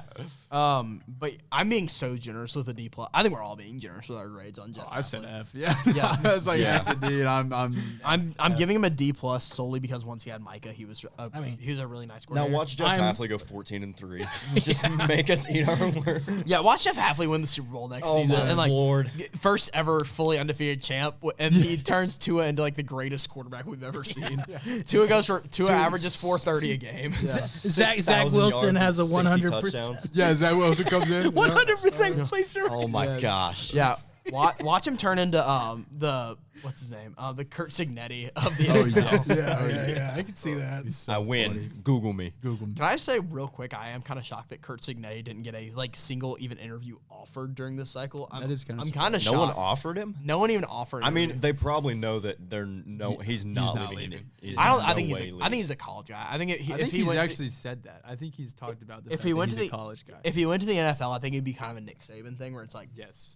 yeah, he was fine, but he wasn't Didn't great really. coach. Yeah. Yeah. Exactly. Yeah. Because it's just two different fields. Anyways, all the speculatory talk is gone, and it is time to talk about the game of the. I'm not gonna lie, it's not the game of the year, but the game of the year, The big game. the big game, the time where your girlfriend will actually sit on the couch and watch football with you. Where is the bunny? Yeah, yeah. Oh, is Bad Bunny playing? But anyways, it's time for the greatest commercials on earth to air. Yes. It's time for a mid halftime show. Oh yeah. And it is time for the Super Bowl. It's the Seahawks. It's the Patriots. We're not making our picks yet. Rematch, yeah. Yes, this is a rematch. Of hold on, I'm just gonna say it. Wilson dropping, and it's intercepted at the goal line by Malcolm Butler. At the goal line. Unreal. How do you do that? The Patriots are gonna win the Super Bowl. How do you do that is one of the most demoralizing things to hear for a fan base. Yeah. Watching brutal. Watching the clips of the Seattle sideline, like Richard Sherman's reaction to the pick. Makes me want to cry. And I just want to say it too. I just want to say this about the play. That was a good throw by Russell Wilson. That was a good offensive play by Doug Amazing Baldwin. play. But it was Malcolm- a phenomenal play. And it was not, it was just reading it. It was Literally, it was Ricardo just Lockett, reading the right? play. He was the receiver. Sorry. Yeah, it was so, Ricardo yeah, Lockett. yeah, Sorry, yeah. not No, Baldwin. you're good. Yeah. But yeah, like, Malcolm Butler made it. Malcolm Butler just read it. He did. I'm talking like He's that a was like beast. a middle school level football read. Yeah, seriously. Yeah, Yeah, it was like just like, jump- and jumped here it is. around. Yeah. Well, and here's the thing. Like, if you look at that full play design, which I'm sure we all have because it's been drilled into our brains as NFL fans, Yeah. every route was covered Yeah. because they were pinched in, and they ran a play that is supposed to work against spread defenses, not pinch defenses. Yeah. It might be the And worst play call. in There's NFL history. clips of the practices leading into that Super Bowl of Malcolm Butler getting absolutely cooked on those routes. Wow. And then in the Super Bowl, most important time you can choose to step up, he just steps right in front of it and picks it off. It's crazy. Yeah, but Film study. anyways, yeah. Honestly, this is a great game. By the way, this is probably gonna be the longest preview we've ever done for a game because it is a Super Bowl. Yes. Yes. Which team we want to talk about first? We're gonna talk Patriots. Or we're gonna talk Seahawks first. Let's talk Patriots. Patriots. All right. Yeah. My personal keys to the game for the Patriots are, first and foremost, you got to be turnover free. You cannot turn the ball over. The second Not you turn against the, this which team. I will say, they will pour it yeah, on. if you're going to have a quarterback to not turn the ball over, Drake May is kind of your How guy. do you feel good about that? Yeah. Yeah, I feel pretty good about that. But if you want a running back room who's I not was going just to turn the about to ball say. over, Ramondre Stevenson is a fumble machine. He hasn't been in the playoffs, but Ramondre Stevenson is historically a been- fumble machine. Yeah. And Travion Henderson is a rookie, and rookies do not do well with fumbles, and he hasn't No. this season. And the ratio of Patriots weapons to Seattle's really good defensive backs is what I'm worried about. striking. Yes. Because they've got Stephon Diggs and then Kayshawn Booty's all right. But other than that, they have to go up against Witherspoon, Witherspoon and, Eamon Warrior, who, yeah. like, I think he sprained his ankle in practice, but they're saying he's I going to think he'll play. be okay. He is a dog. I didn't realize he was a rookie. Oh, He is a rookie. He is a serious dog. beast. I mean, let's He's just everywhere. Devin Witherspoon will probably be against Stephon Diggs all game, which I Yeah. think he will have Diggs on lock, honestly. He might, yeah. Then Reek Woolen, Yep. Reek Woolen and Eamon Warrior, both of them. Yeah. And they've got Good luck. They've got other guys too. Yeah, I'm forgetting. they got Josh Jobe. They've got Nehemiah Pritchett. Is Kobe still healthy? Kobe Bryant? Is he Yeah, still- Kobe Bryant. Kobe I Bryant's think is still there. healthy. They've got a ridiculous, the ridiculous defense is secondary room. unbelievable. And Yeah. like I said earlier, Ernest Jones has 6 And- picks as a middle linebacker. Ernest Jones and Leonard Floyd might be the best run stopping combo in the league too. Yeah, and they've got one of the Byron Youngs, don't they? Yeah, they have one Byron. Yeah, they have Alabama Byron. They have the Alabama Byron Young, and is Leonard Williams? Yeah, Leonard Williams. Leonard Williams I don't know why I is said there. Leonard Floyd. Yeah, Leonard Williams. Yeah, Leonard Williams Honestly, is there. the thing with the only concerning part on the Seahawks is I don't think their edge rushers are going to get through against the Patriots. I really don't. Really? Like, I don't know. I think The they Patriots will. line is very But Will solid. Campbell- I I'm don't gonna know drop a about take Campbell, here. man. I don't I'm know gonna drop a Will take Campbell. here. Yeah, Will Campbell's A been rough. lot of people have been praising Will Campbell. He has not been good this He's season. not been No, good. he's not. That's what I'm He- saying. he And was that's he why was I good think- first 6 games. Yes, he was, and now. Yeah, which that's the only I don't time know that what's people happened. rookies watch, anyways. Clearly, so But he's got to like. I like watching him in interviews, defending his Mm-hmm. play. Be like, look, I'm a rookie. I'm gonna be bad. But I'm gonna learn. Yeah. And I'm gonna get better. But you're a rookie in the Super Bowl, so Yep. you know. Yeah. So I here mean- comes DeMarcus and- Lawrence, and I mean, good luck, Since week 7, he's given up 8 sacks. brother. Exactly. I mean, here's the thing: Leonard Williams is gonna get through. There's no way he doesn't. Byron Murphy is gonna get through. There's Yeah, no Byron way he Murphy's a doesn't. freak. Yeah. DeMarcus Lawrence and Derek Hall. I'm telling you, They're- they're about to feast. DeMarcus Lawrence is still I doing think it, man. They're going to I'm feast. taking back my statement. I think they're going to get through. Yes. This game is going to be Drake May. It's going to have to be Drake. It's gonna be and- Drake May and Ramon and leaning on the running back game Yeah, to which get me out. consistent not yards and not great fumble. for the Patriots. Sneaky Patriots X factor, Hunter Henry. I Yeah, totally agree. I'm Actually, with you there. Yeah, yeah, because I'm if you with look at he's going to have, because honestly, I think they're going to put Ernest Jones as more of a like kind of not spy on Drake made a scramble, but more of over a the middle of the field, like kind of. kind of the field general. Yeah. Yeah. He's going to be going up against Drake Thomas, who's their weak side linebacker. Mm-hmm. And honestly, I think that is the first matchup of the day that the Patriots really win. That's a great shout. That's a great shout. I think that it is going to be. Yeah. By the way, Julian Love, Kobe Bryant, and Nick Eamon Warrior all healthy. Yeah, Eamon Warrior is going to play. Yeah, and Oh my goodness. good Lord, yeah, this is This I'm telling you. and this Seahawks team is looking to be like an This team all is time nasty. if they win it. yeah. It's like and the there's thing not is, one like weak spot. No. it's all recognizable names too, which is like Yeah. the craziest part. Like, because like even like the Broncos defense and Texans defense, there's some guys like, oh, look at that guy, I've never heard of him. Yeah. And it's like, hold on, their backup is Boye Mafe. Exactly. Like their backup linebacker is Yeah. Boye Mafe. Yeah. Like, and like there's Ty Okada. That's their backup safety. Like, there's some crazy names. all across the board. They've just got dogs. But here's one thing that I think the Patriots will be able to do that no team has been able to do. Let's switch over to the defensive side. They have a guy named Christian Gonzalez. Yeah, Christian Gonzalez is Yeah. nasty. To Marcus Jones Try is nasty. to lock down Jay. I was about to say, I think honestly, if I was the Patriots, which by the way, I'll say this, the Patriots start this game with their backs against the wall. Yeah. There's no other way around it. But they are kind of a team that is not terrible with that. Let's see, I'm staring down their depth chart right now. I think that honestly, Christian, let's do this again. Barmore will be able to get through a couple times, I think. I think he can. Kyrus Tonga, I don't know. Milton Williams, I don't know. Harold Landry is questionable for the game, so is Robert Spillane. Ooh. I'm sure they'll play, but that's scary. That is scary. Yeah. Because they won't be at 100%. So I don't really know how much edge pressure. If Landry and Spillane and Barmore is obviously healthy, but if Landry and Spillane feel fine, because the Patriots are a team that relies on edge pressure. Yeah. Because And they play good run defense too, They do. which They do. Seattle, like over the course of these playoffs, Kenneth Walker has just Yeah. exploded. Yeah. He's gone crazy. They figured Yeah. it out. I'm But gonna- even if they shut down Kenneth Walker, they still have to worry about the best wide receiver in the NFL. What was that? Did you just hit yourself with a mic? yeah, I was about to say I was trying to fix this thing over here, and I guess I turned it the wrong way. I shit myself in the face with the mic, but That's crazy. cool. Anyway, the Patriots have to worry about, even if they shut down the run, Jackson Smith and Jigba, Cooper Kupp, Rashid Shaheed, yeah, I'm gonna say, AJ Barner. I'm yeah. gonna say this. I think that Jake Bobo. this is the first team that the Seahawks have played that have the capabilities of stopping their passing attack. Yeah. Because here's the thing: Christian Gonzalez on JSM, that is a top 3 corner versus If a it- top 1 wide receiver. If anybody's covering JSN, it is Christian Gonzalez. It's him Or Surtain. Or Surtain. I was going to say Yeah. that is one thing that the second we saw that AFC Championship matchup and the second we saw Puka or JSN was going to be in, we knew we were in for a treat because those are 2 bona fide top 3 corners. And honestly, I think they're probably 1 and 2. Yeah. And the only guy who I'd really even throw It's like into the Deion conversation. covering Jerry back in the day. Yeah. The only guy who I would also throw in the conversation would be Derek Stingley. Stingley, yeah. So to that point, I was about to say, Yeah. in terms of like, have we seen the Seahawks play against a defense like that? They did play the Texans, and Jackson Smith and Jigba had 123 yards, 8 catches for a touchdown. oh. So that is where I'm like, well, I will say this. Kenneth Walker had 66 yards.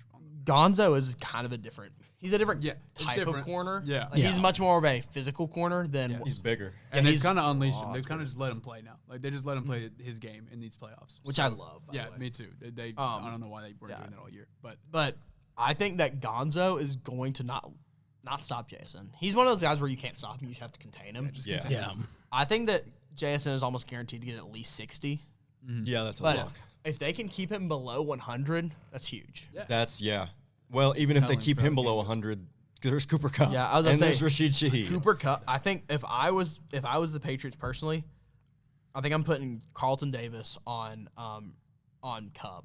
Yeah. And because I feel like you have to have Marcus And Jones then on whoever Shaheed. runs the fastest 40 time, put him on Shaheed. Marcus Jones has to be on Yeah. Shaheed. And that is one guy, I think Marcus Jones actually wins that matchup. I think he does. really, Yeah. Just purely because of speed, because there's not a lot of guys who can keep up with Rashid Shaheed, which, by the way, I just want to point this out. These are like 2 top 3 returners. oh yeah, Which is kind of funny. Like, it's DK, it's Marcus Jones, and it's Rashid Shaheed. point. Those are the top 3 returners in the league. Marcus Jones, corner, out of Houston in the combine ran a 4.38 there you go. 40-yard dash. I mean, Anybody like, could keep up again, with the game. I think that this is a game where they can totally keep up in the passing game. Yep. It's honestly might come down to Carlton Davis to see, because if there's a hole anywhere, it's going to be on Carlton Davis guarding Cooper Kupp, and if there's a hole, they're going to have to adjust, which will cause Rashid Shaheed or JSN to get open. Yeah. Just saying this is so Shaheed ran a stupid how good the 4.28. Seahawks are, bro. I was about to say, This is everywhere stupid, you look, bro. it's weapon Ridiculous. after weapon If there's after a weapon. single hole, it's over. Yeah, no, the Patriots have to play a perfect game. Which I will say, Wait, I wouldn't put it past them. are I mean, Vrabel's going to get him ready. we have yet to see one thing from the Seahawks this year, arguably, and that's Sam Darnold playing a bad game. Other than the he let's did not have say one that, against the yeah. Lions. Yeah. Are we they worried? only lost by 2. Are we worried at all? Yeah. I'll say that I was literally about to say the main key to me is that the corners have to be perfect. Craig Woodson, Jalen Hawkins are both going to have to step up too. Yeah. I think you double team with Hawkins, I think you put Hawkins. I think you play honestly a lot of ones and cover 3s to me this game. Yeah. And I think you got to put Craig Woodson as a spy on Njigba as well. Because I hate to say, but Njigba's that good. And I think you got to keep Jalen Hawkins as a catch-all. Because Jalen Hawkins is great. Mm-hmm. Fantastic. By the way, one of the hardest hitting players in the league, which is like really understated.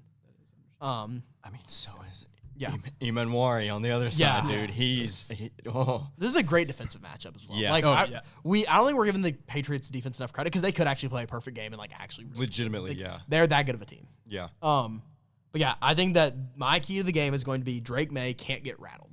Cannot. No. Absolutely cannot. He can't start seeing ghosts before Sam Darnold. Absolutely. Yeah. And then the defense, you're going to have to play borderline perfect in the secondary. Yep. You're going to have to get pressure on Sam Darnold. Have to. Absolutely. Like, you cannot let him have all day in the pocket. Yeah. And you have to contain Kenneth Walker. And you have, that I do trust them on. I'm not going to lie. Because Calonge Chason is probably the best run stopping linebacker in the league. They've played, like, there was a stretch where they didn't allow more than 50 yards to any rusher until I think Sean Tucker from the Bucks. Yeah. Yeah, man, he just kind of went off. Yeah. It was Yeah, like he had like a unicorn. 70-yard run and broke that. I do want to say this though, because I know that we're harping on defense. I wanted to look this up, and it took me a while to find it. So, because the keyboard. So, if you look at the number of games where the Patriots gave up more than 300 yards, right? If somebody wants to Google that real quick, I have the Seahawks numbers. Okay. Right, 581. That's allowed opponent yards. That was Los Angeles Rams. They beat them by 1. 426. That was the Tampa Bay Buccaneers. They got beat by 3. 384. San Francisco got beat by 4. So a lot of that's early in the season. A lot of that's early in the season. By a lot, I mean 2. Yeah. Well, there's 3 games.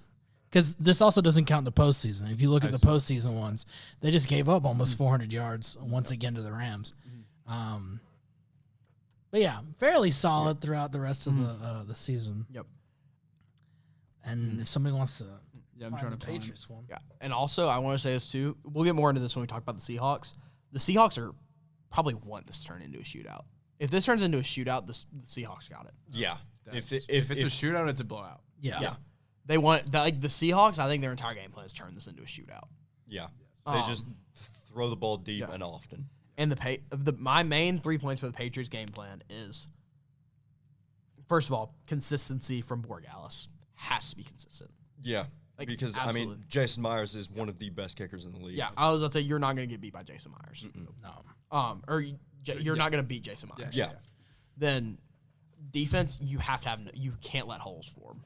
You cannot, because they have 4 guys who will kill you on those holes. Yep. And one's in the backfield and 3 are on the line. And Sam Darnold apparently doesn't make mistakes anymore. So he doesn't see too many Apparently games. not. Well, let's not go that far. Yeah. And offensively, they have to control the tempo. They cannot let the Seahawks steal the tempo of this game. They have to keep this game slow. yeah, because the Seahawks can play fast. Yep. And they can put And they points prefer on the to play board like fast. that. Yep. Just quickly. Yep. And also Hunter Henry. I think that was a great shot. Hunter Henry is one of the keys to this game. Yes. Yeah, he's got to really step up because the Patriots they're outgunned straight up on offense, Absolutely. outgunned like crazy. So they need like maybe Pop Douglas to step up too. Yeah. Yeah. Also, I didn't realize I'm looking at some Patriots stats right now. Travion Henderson had 50 more carries than Ramondre Stevenson this year. He Yeah. picked it up a lot more Yeah. towards the end. Because he was hurt for a little bit, yeah. Stevenson was, and he was in the doghouse for the first few weeks. Yeah, He because kept all those fumbling. fumbles, Yeah. my man, that's his career. Yeah. He's just a fumble guy. Yeah. All right. We ready to talk about the more fun part of this now? Yeah, Mr. The more Greyson fun team. here. Wait, we're talking. Wait, what? It's more Seahawks. Oh, more. Now we're flipping to the Seahawks. Oh, okay, yeah. This is going to be a Yep, much yep, yep. shorter section because the Seahawks' main objective. I mean, here's the thing: their offensive line is fantastic. Their entire offense is just fantastic. Their only hole is the fact that they don't have a top 10 tight end in the league. Yeah. And AJ Barner is staring down that, which is crazy. Very solid. Like, honestly, I Like the key for them is just control the game. they're playing with house money. Yeah. I think they're 4.5 point favorites. Yeah, they're minus 298 favorites. That's Really? that's their money line. Wow. It's We ridiculous. We don't promote gambling, but wow. That's interesting. I have never seen in the Super Bowl a team have plus 170 odds to win the game, and that is the Patriots money line. Yeah, wow. Plus 170. Last time I checked. Yeah. I don't even think we need to talk about the offense. The offense just needs to exploit holes. The second they find a hole, which that's something this offense is really good at, is exploiting. The second they find a hole, even if the hole is going right at Christian Gonzalez until he makes a mistake, do it. Jackson Smith and Jigma needs 20 targets. Yeah. Quickly in the first half. Yeah. My key to the game, honestly, this is gonna sound crazy. I briefly alluded to it earlier. My key to this game is gonna be Cooper Kupp. Me too. Mm-hmm. Yep, I thought the same thing. I mean, obviously, all eyes are going to be on JSN. Yeah. And Cooper's been here before. And Rashid Shaheed can get locked down by Marcus Jones. Right. Yeah. Cooper Kupp is gonna have to go against Carlton Davis. Yeah. And that is someone he can absolutely. Yeah, I trust Cooper in this situation 10 times out of 10. Yeah. I trust him every time. I think he could still be a wide receiver one, but he is taking a back seat. Yeah. Mhm. And I think we'll see. So I mean, he's a Super Bowl MVP, wasn't he? Did he win Yeah. the Super Bowl? Think he- yeah. Did Stafford Yeah. win it? Yeah. and he won Triple Crown too. He almost that same year, won yeah. MVP. He probably Yeah. should have won. He probably should have won it that year. Yeah.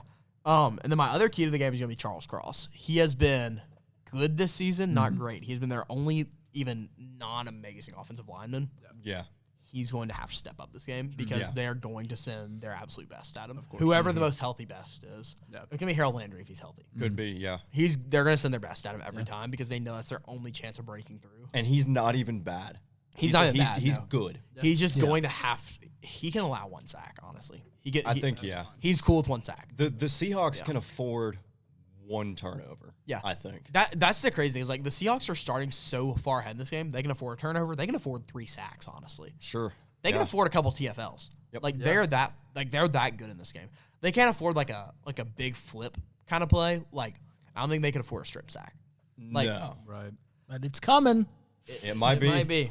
Yeah, a second half strip sack would be a little dicey, Look, but I'm Yeah. telling you this right now. I'm skipping ahead, but this is Cinderella's midnight, brother. Yeah. Yeah, oh, think so? man. Does the yeah. carriage turn back into a pumpkin? The No dress way, has it's come pumpkin off, mode. and No she way. ain't pretty. No. It's just Sam Darnold, baby. oh man. Yeah. The pumpkin in the Super Bowl? Oh, I will say this too. It's a huge. I forgot to mention this. A huge advantage that the Patriots could have. They need to beat up Kenneth Walker. Yeah, Yeah. he's pretty much the only healthy running back they have. George Halani is their backup, and they don't have their backup running back after that. This guy named Rashid Shaheed. Wow. Yeah. I wish. Ooh. But he's very fast. Yes. Honestly, at that point, I might. Big. At that point, I just might put put him in on jet sweeps. I was about to say, Yeah. you start put in playing some Jalen Milrow at backup running back. That'd be Oh, kind yeah, of that's yeah, a good Jalen point. Miller Yeah. actually would be I sick. totally forgot they got That'd be him. so Or funny. hear me out here. Just take Charles Cross off the line and put him at running. Hey, Yeah, there you go. dude. Come on. There you go. But Power back. there's no holes on this offense. no, none. They honestly, they just need to find what to go to. Yep. And then in terms of the defense, There's still no holes. There's still no and holes. I don't And, trust the Patriots' run game. I mean, in the the slightest. only hole That's like been a struggle for them all year. The run game, other than like It's- Travion's breakouts. Yeah, it's been it's very not boomer bust. exactly. It I has will not say been this. pretty. I think my key to the game for the Seahawks, and these are the easiest keys possible. stop the explosive plays. Because Booty and Ramondre or not really Ramondre, more Travion Henderson. Yeah. Those two guys are explosive dudes. Yeah. They're not going to get 5-yard carries, or they're not going to get like 2 3-yard carries. Yeah. They're going to get 35-yard carries. Exactly. Kayshon Booty's not going to get a 2-yard slant. He's going to get a 40-yard bomb. Yeah. You have to limit Booty. Yeah. Have to. And that is probably going to be on that's probably going to be on Reek. Probably gonna be on Reek. Which, by the way, I think so. Follow him on Instagram, please. He reposts and likes every reel on earth, and the stuff that he likes is some of the funniest stuff. Like, That's awesome. Yeah. he likes some I randomly got really I got a satirical, again, excuse my French, like it was like a satirical shit post the other day. Yeah. And Reek Woolen had reposted it. That's funny. It was like he'll repost like, man, Reek Woolen, one of the best players in the league. And then the very next one's like some like meme that you like some niche meme. Underground. What are you Yeah. He's a hell of a doing? That's follow. funny. Yeah. There's one like hole that kind of popped up for the Seahawks defense. Either I think it was yesterday when Eamon Wari sprained his ankle in practice. That's the only weakness they have right now. Seriously. That is it, and he's going to play. They fully expect him to play. Which, by the way, I will say they have moved Kobe Bryant into safety, like in the main, because they don't really run strong safety and free safety. They kind of just run like safeties out. Yeah. Like safety 1 is going to be Kobe Bryant for the game, and then safety 2 is going to be Nick Eamon-Wari. And Eamon Wari's everywhere. He can play any position. Yeah. And he is one of the like. I'm fully bought in on this guy. I've seen so many like Nick Eamon-Wari edits and highlights over the past couple weeks. Also, I do want to shout out Josh Jobe. He's been a very unsung hero. Yeah. Their cornerback, he's been an unsung hero this entire season. Yeah. And for me, genuinely the keys are control the tempo, play your game, and don't allow the explosive plays. Just play your game. Yeah. Do what you do. Yeah. Exactly. Put BTA. I was about to say, it's just if you get out early, It's over. it's over. If the Seahawks take a 2-score lead, it's over. I don't care what point in the game Yeah, it is. I agree. Yeah. I agree. I totally agree. All right, y'all want to move into picks? Oh, I- Mr. This was what I was getting excited about earlier. Mr. Greyson has put together some very specific picks and point values for this. So I'll let him explain it, but this could completely shake up the everything standings right now. So here's the thing. We're looking at the standings right now, and I have 167 points. Abe has 163. Andrew has 152. And for the first time ever, we have a new leader. Bradley is sitting at 170. Oh my gosh. By the way, Yeah. Rams, I believed in you all season. I know. That was crazy. I couldn't Are you believe- kidding me? I couldn't believe I switched up last second to go Seahawks. When I sent that Yeah. text, I was like, I kind of feeling the Seahawks today. Thank Are you God. kidding me, Rams? You serious? Anyways, moving on. We have a crazy. Obviously, we don't promote gambling. No. But for this segment, we kind of got to lean on it a little bit. A little bit. The game, I don't know exactly. I don't know exact stats gambling. on These this. are just picks. Yeah. Yeah. This is no the- money's involved. This is the most watched American event. This is the most bet on thing, period, I'm sure. Honestly. Every year. Yeah. Yeah. I mean, they're betting on the color of the Gatorade. That is a category on DraftKings. I mean, like, one of the biggest jokes of the Super Bowl is how insane the bets are. Like, so like you can bet on anything. You can bet on Bad Bunny's dress falling off. Yeah, straight Like, up. can you actually? I'm sure you can. I'm sure. Calge definitely can. Which Don't promote definitely. Calge. by the way, Calci- I'm not gonna lie. Calci is sucks. unbelievable the stuff you can do. I was watching the Natty at my cousin's place, and he was like literally day trading as the markets were going up and down on Miami. That's he went from $5 to potentially winning 200. Oh my gosh. Yeah. Yeah, I do want to say this as well. I'm kind of disappointed in the halftime show. I think all four. Yeah, of us I are. mean, it's you know, but fine. It's an American event. I want an American artist. because Sue one of me. my favorite things to bet on is like songs they're gonna play. Yeah. And the only Bad Bunny song I know is his remix with Cardi B on "I Like It," and I know he was on Gasolina. He was the feature on Gasolina, Okay. and I know DTMF because that was like the #1 song in the world for like a while, and I could not sing you a single bit of that song. I don't even know what it sounds like, but I know it's one of his songs. I don't either. If I heard it, I'd probably know it, but I will say We probably can't play it, It's but funny I'm in kinda, Happy yeah. Gilmore and the new Happy Gilmore. It's, That's the only, I know him because Stick? of Happy Gilmore, and I know him because one of the Kardashian girls is like Yeah. the bunny, and I was like, I just- what's the bunny? I knew Bad Bunny because I'm pretty sure he's either been top 5 or the most listened to artist on Spotify and Apple Music for the past several years. believe that. Yeah. But no one in America really listens to him because he's Exactly. he's not English. Speaking. And my thing too is like, this is a big event. I kind of want like I kind of want like a legacy act, you know? Yeah. Yeah. Like, I mean, it's the 60th Super Bowl. Yeah. Like, Is you it? know, I'm not gonna play much of it because I think we'll get copyright struck. Yeah, we can play a couple Yeah, seconds. I think the maximum was like 3 seconds. I'm Yeah, pretty sure. but you're I good. don't know that song. Yeah, Actually, I've never heard The that. only thing I know is that song like De Cuandro de Luna. That's the only thing I know because I've heard it on TikTok sound. Yeah, okay, yeah, that makes sense. well, Isn't Green Day doing something? they're doing the post or the pregame.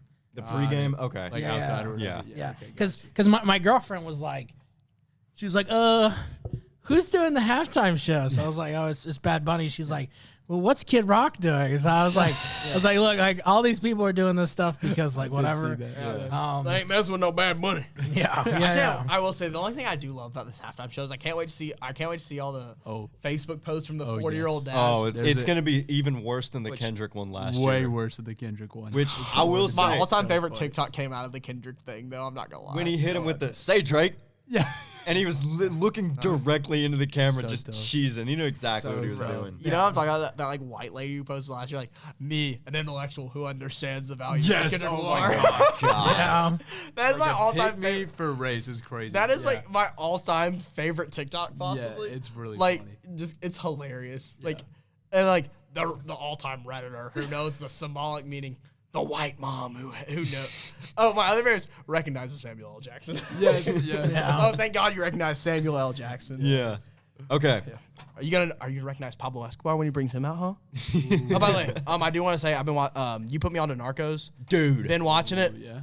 Holy, Gas. that might be one of the best shows I've ever watched. I'm telling you, it's so good. It's so good. I love I'm gonna say Narcos. this: a lot of boobies, but Lot of- good God, lot of boobs. What a It's- great it's- show! it's- Say less. Yeah, Yeah, I will it's, say this. it's one It of the is most violent shows. One of the I've most ever well watched. put together shows I've ever seen. And it's accurate. Like all, Yeah. a lot of the, of course, like of the. Yeah. This is a complete different tangent, but the Escobar side of stuff, there's not a lot of hit recorded of Yeah. Escobar's daily whatever. right. Yeah. But the American side, the DEA side, those two guys are real. Oh, that's cool. yeah, Yeah. and like apparently like they love the show. Like the two. They dudes- helped make yeah. it. Yeah, like they're like they absolutely love the show. And like Yeah. some dude who was close to Escobar, because I did some research. Like some dude who was close to Escobar, and like he went in the show or anything.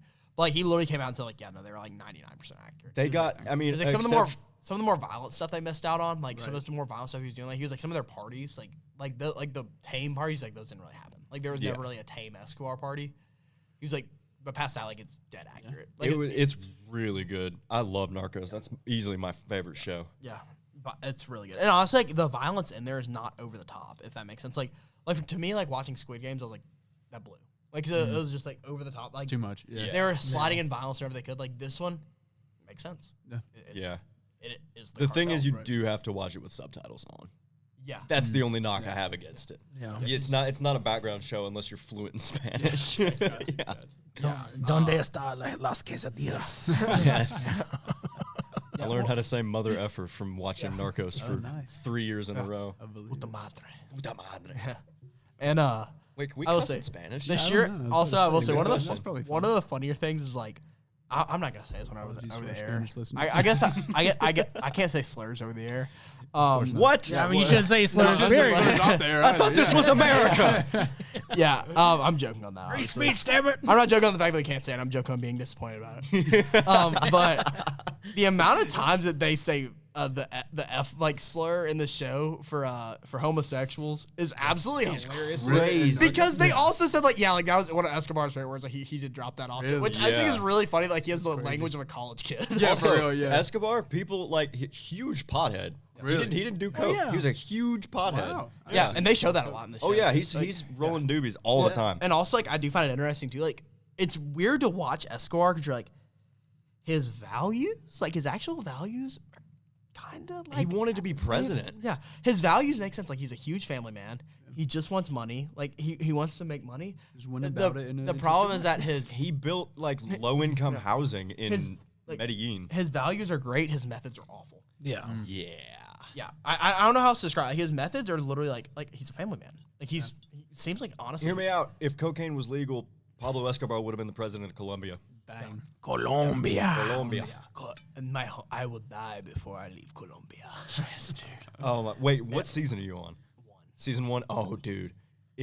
I've heard it gets even better. It's season 2 is, and then season 3. I can't. Isn't it? Doesn't it end after season 3 though? That's they've got Narcos Mexico too. Yeah, Narcos and Narcos Mexico each have 3 seasons. Mexico's really good too. Yeah, I've heard. I've heard it's kind of like a Breaking Bad, Better Call Saul thing. It's like, like both. Yeah. I'm just saying, and I want to end on this, but there's a reason Pablo Escobar did not go to Argentina. Why's that? Let's just say that there's some people from maybe Central Europe, you know? Oh, yeah. Okay, that's where I thought we were going. Okay. You're right. You're right. That one went over my Yeah, head. you're right. Some of those big farmers. Before we really dig ourselves in a hole, we've got a game to talk about. Yeah. Let's make some effing picks. We don't support narco terrorism. No, we don't. We support watching Narcos, but we don't support narco terrorism. No, narco terrorism bad. Narcos good. Yes. Super Bowl Sunday. All right, here we go. With that being said, all of our points are super close. Like Andrew could win it, I could win it, Abe could win it, Bradley could win it. Oh, I am winning it. And with that being said, we have a lot of things you can pick. In spirit of the Super Bowl being the gambling capital of, I say gambling, you know what I'm saying. Yeah. We have Gambling event of the year. 1, 2, 3, 4, 5, 6, 7, 8. We have 8 categories you can pick. And that final one is a crazy wild card. First one. Well, we're going to go through all these first and then make our picks, by the way. Okay. And they're different. They're worth different point values. Again, as you know, once we get the playoffs, and next season we'll do it different too. Like there will be more point value type games. This is our first year. Next year, once we hit 100 million monthly listeners, like it'll be a lot different. Yeah, once we're millionaires. We're gonna beat up We're gonna Bad get, Money on listeners. Don't even worry. We're going to get Joe Rogan on the podcast next season. First team to score is gonna be worth 1 point. First player to score is gonna be worth 5 points. So that's kind of a crazy one to get. Halftime winner is gonna be 3 points. Over under 45.5 is 2 points. Gatorade color. How many points? I didn't know how many points to make that one. What do y'all think?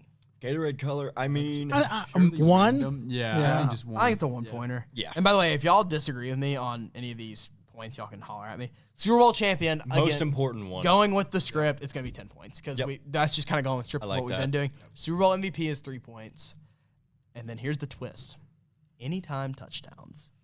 You can risk up to 3 points per player on this. Ooh, okay. And if you get it, you get that 3 points back and an additional 3 points. Or if you bet two an additional 2. Okay, but if you It's- lose your You wager. lose that wager. Okay, okay. You are wagering here. You're not gambling. You're wagering. Okay. Very different. Yeah. So that being said, my first team to score is going to be the Seattle Seahawks.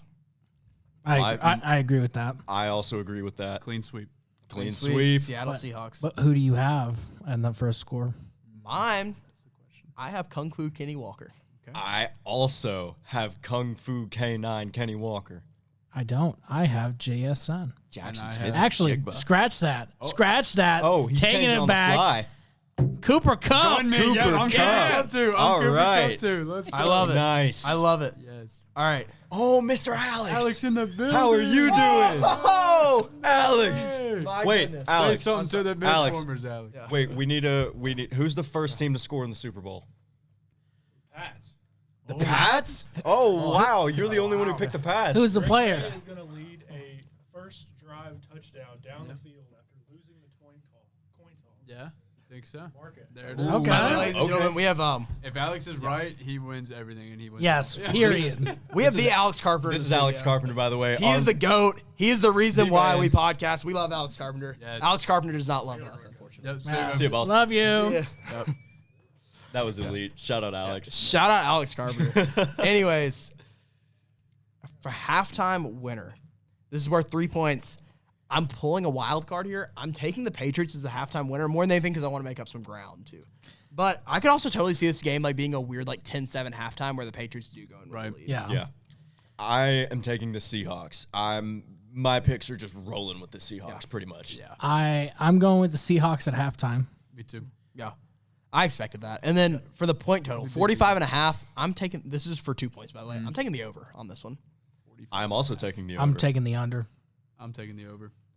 I love feel like, overs. I feel like that's, I Yeah, you want have to. points. Yeah. I want I will points. say I want points in the It's Super more Bowl. of just a want. I will say this is that's a great line. Yeah, it is. That's a really great line, honestly. Yeah. Gatorade color. This one's kind of the fun one that really it's worth 1 point. If this one decides us, somehow I'm gonna be really disappointed. Wait, Let's see some pass numbers on this first. I mean, that probably would be smart. I've got some I'm just gonna look at the odds. some loose odds per Google AI. Okay. Orange is plus 225 It ain't as the orange. favored, followed closely by yellow/green/lime, which is I guess the lemon lime flavor at plus 260, and then tied with blue at plus 260. Oh, dude. Other options include purple, red or pink, and water. Also, there's a no Gatorade bath listed at plus 5,000, which if you're betting that, you need to go to rehab. Yeah, that's crazy. That's crazy. What are you going I'm with? taking the fun pick here. Yeah. I was thinking it's not my favorite Gatorade flavor. Also, we got I want you to also state your favorite Gatorade Okay, bet. flavor. Yeah, flavor okay. after this, 'cause I feel like that's worth it. Mine's situational. I feel like just on a day-to-day basis, I'm going with just orange, just on a day-to-day basis. Okay. But if I'm playing sports or sweating at all, you best believe I'm reaching for that lemon lime. Lemon Wait, lime is what great was the- after a And then- sweaty day. And then Cool Blue is also the other guy. Like I for love Cool lunch, I'm getting Cool Blue. I love Cool Blue. But Cool Blue's my purple Riptide Rush will reign. I thought I was thinking purple as well. Oh, dude. Okay, yeah. Just for reference, in the national championship this year, it was blue. Okay. All right. That's Signetti's color. We ain't taking that. Okay, yeah. I was about to say the odds that we would see two blue For the championship. for the championship, I think that would be a little too much.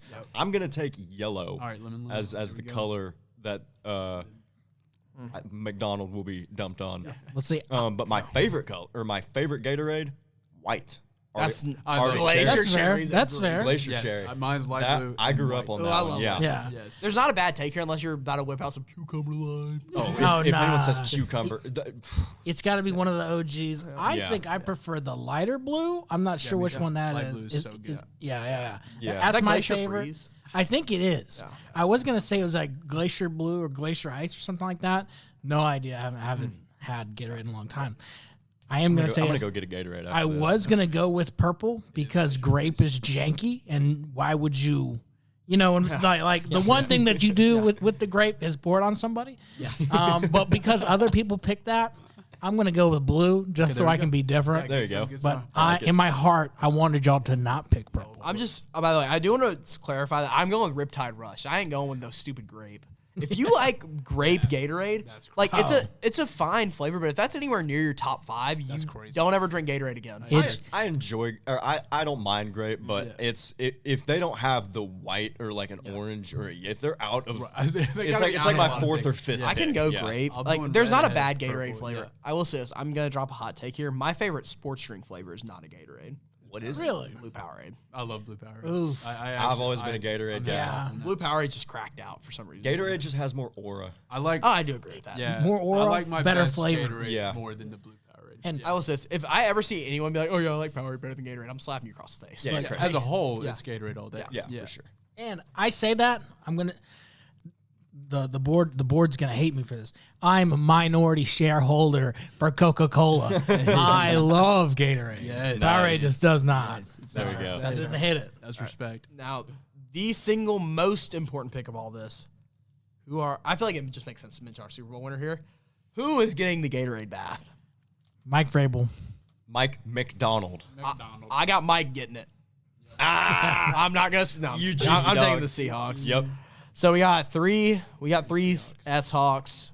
And of one course, at the end of the I was about season, to say, it was only poetic. it was only poetic for Andrew to pick the underdog guy, here. yeah. Yep. And watch him be right. Now MVP. This is 3 points. Glorious. Yeah. I want to see some ghosts out there. I want to see Sam Darnold more than anything because I want to see Sam Darnold. I love a comeback. Yeah. I want to see Sam Darnold lift that trophy. Yeah, it's most likely going to be the quarterback from the winning team. But with that being said, In years there's, past, there's a there guy were on the lot Seahawks that is out of this world, and his name is Jackson Smith and Jigba. Whoop. Whoop. I mean, Yeah. I'm gonna go my MVP pick, which I have to do an MVP pick that correlates with my winner. So I am gonna go with Drake May. I am gonna say this though: if it is a Seahawks, it's gonna be Drew Lock. Drew Lock. Hey! If the Seahawks win, it's not gonna be because of Sam Darnold. It's gonna be because of Drew. What? Darnold's gonna get benched. Yeah. He's gonna come in with Drew Lock. Drew Lock. But I'll go with Sam Darnold. I gotta. It's chalk, but it's just that's what I gotta do. You got to do it. Okay, this is where we're truly gonna get some separation. our touchdown picks. Yes. Y'all let me know also how much you're wagering on. Yeah. Because that is really important here. Yes. Okay. Do we just want to drop all of our touchdown picks all at once? Or do we want to go like one by one? I think you should go first. right. Yeah, we'll just keep the I'm going to wager Cooper Kupp at 2 points. I'm going to get Kenneth Walker at 3 points. Kayshon Boutte for 1 point. JSN for 2 points. Ramondre Stevenson for 2 points. I'm going to add one in right here at the end. By the way, do I think all these guys are going to score? No. But I mean, I get you're kind of spreading your Yeah. I'm going to take AJ Barner for 2 points. See, I only made one pick. I think I misunderstood the assignment. Oh, you can make it. You can make as many as you want. as many brother. as I want. Oh Yeah. my goodness. Okay, bet. And I'll say, you are documenting? yeah, I'm documenting. This Okay, all, yeah. cool. I'll say, anyone else want to go next? I will go next. I'm gonna roll with Hunter Henry for 1 point, JSN for 3. I'm debating between Stevenson and Henderson. for It 3 is a hard debate. such a toss up. Yeah. I'm gonna go Henderson 3 points.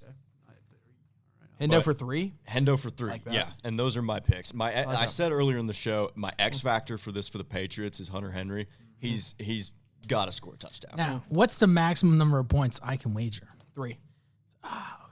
So, I'm going 3 JSN. I'm putting 152 on Jason.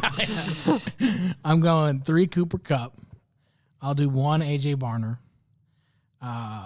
No, scratch that. No. Yeah, 1 AJ Barner. Because I'm doing the math in my head. So it's 1 point. It is 1 point. Well, I'm not doing that math. I'm trying to do my touchdown math. I'm going to go 3 for Hunter Henry. I think it's going to be Stevenson, so I'm going to go 2 with Stevenson. And then I'm going to go 3 New England defense. Ooh. I was going to say, yeah. Wait, by does the- that include special teams? Defense/special teams? Defense/special teams. Okay. Which, yeah. So I that's what I'm sticking How with. much you take for that one? 3. 3. It's happening. I like it. That's fun. Yeah. Love that. Pats, defense, special teams. Yep. All right. I'm going JSN 2. Can we double up on our first time player? Can we do, Yeah, go for it. can- Yeah. Okay. I'll do 2 for Cooper Kupp. Give me 3 Shaheed. Ooh. Then 2 Travion Henderson. Hendo for 2. See, I was thinking the Shaheed because That's all I need. he's. Wait, I think in a real world scenario, he's probably gonna return something. But I Right. don't know. you just reminded me. I didn't even pick my first player to score a touchdown. yeah. So Yeah. give me K9 for 2.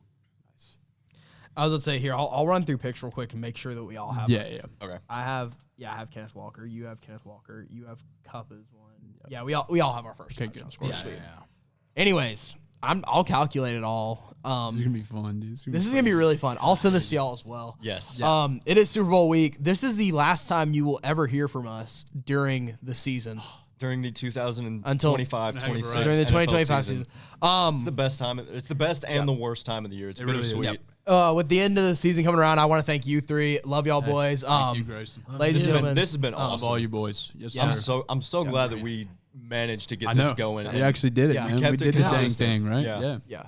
I mean, I just want to shout out everyone's Andrew Patterson's the GOAT. Abe course. Bates Of is course. the GOAT. Abraham Bates is the Abraham. Whatever GOAT. works. Abra going ham. We're Bates. doing, yes. And Bradley Hicks, all GOAT level. Hey, all Alex the Carpenter. goats. We're all We the all goats. shout out Alex Carpenter every week. I'm so happy he was able to pop in on this one. Yeah, that was awesome. Alex Carpenter is the absolute GOAT of this. He's the man. He's the reason this entire show happened. Like the just glue. just a little bit of Benchwarmers lore. It was like mid to late September Yeah. when here at WTK we had a little interest meeting, and Alex Carpenter, the sports director here at WTK, he got up in front of all of us and was like, "Hey, we got a podcast studio in there with 4 mics that's not really getting used. If any of y'all have any podcast ideas," and me and Grayson got together pretty much that day. I never talked to you. We No. had never talked about Yeah. it. We ne- I like, literally, crazy. I remember at the thing, I literally said, I used to have an NFL podcast. And he was like, well, if you want to get on that, I can.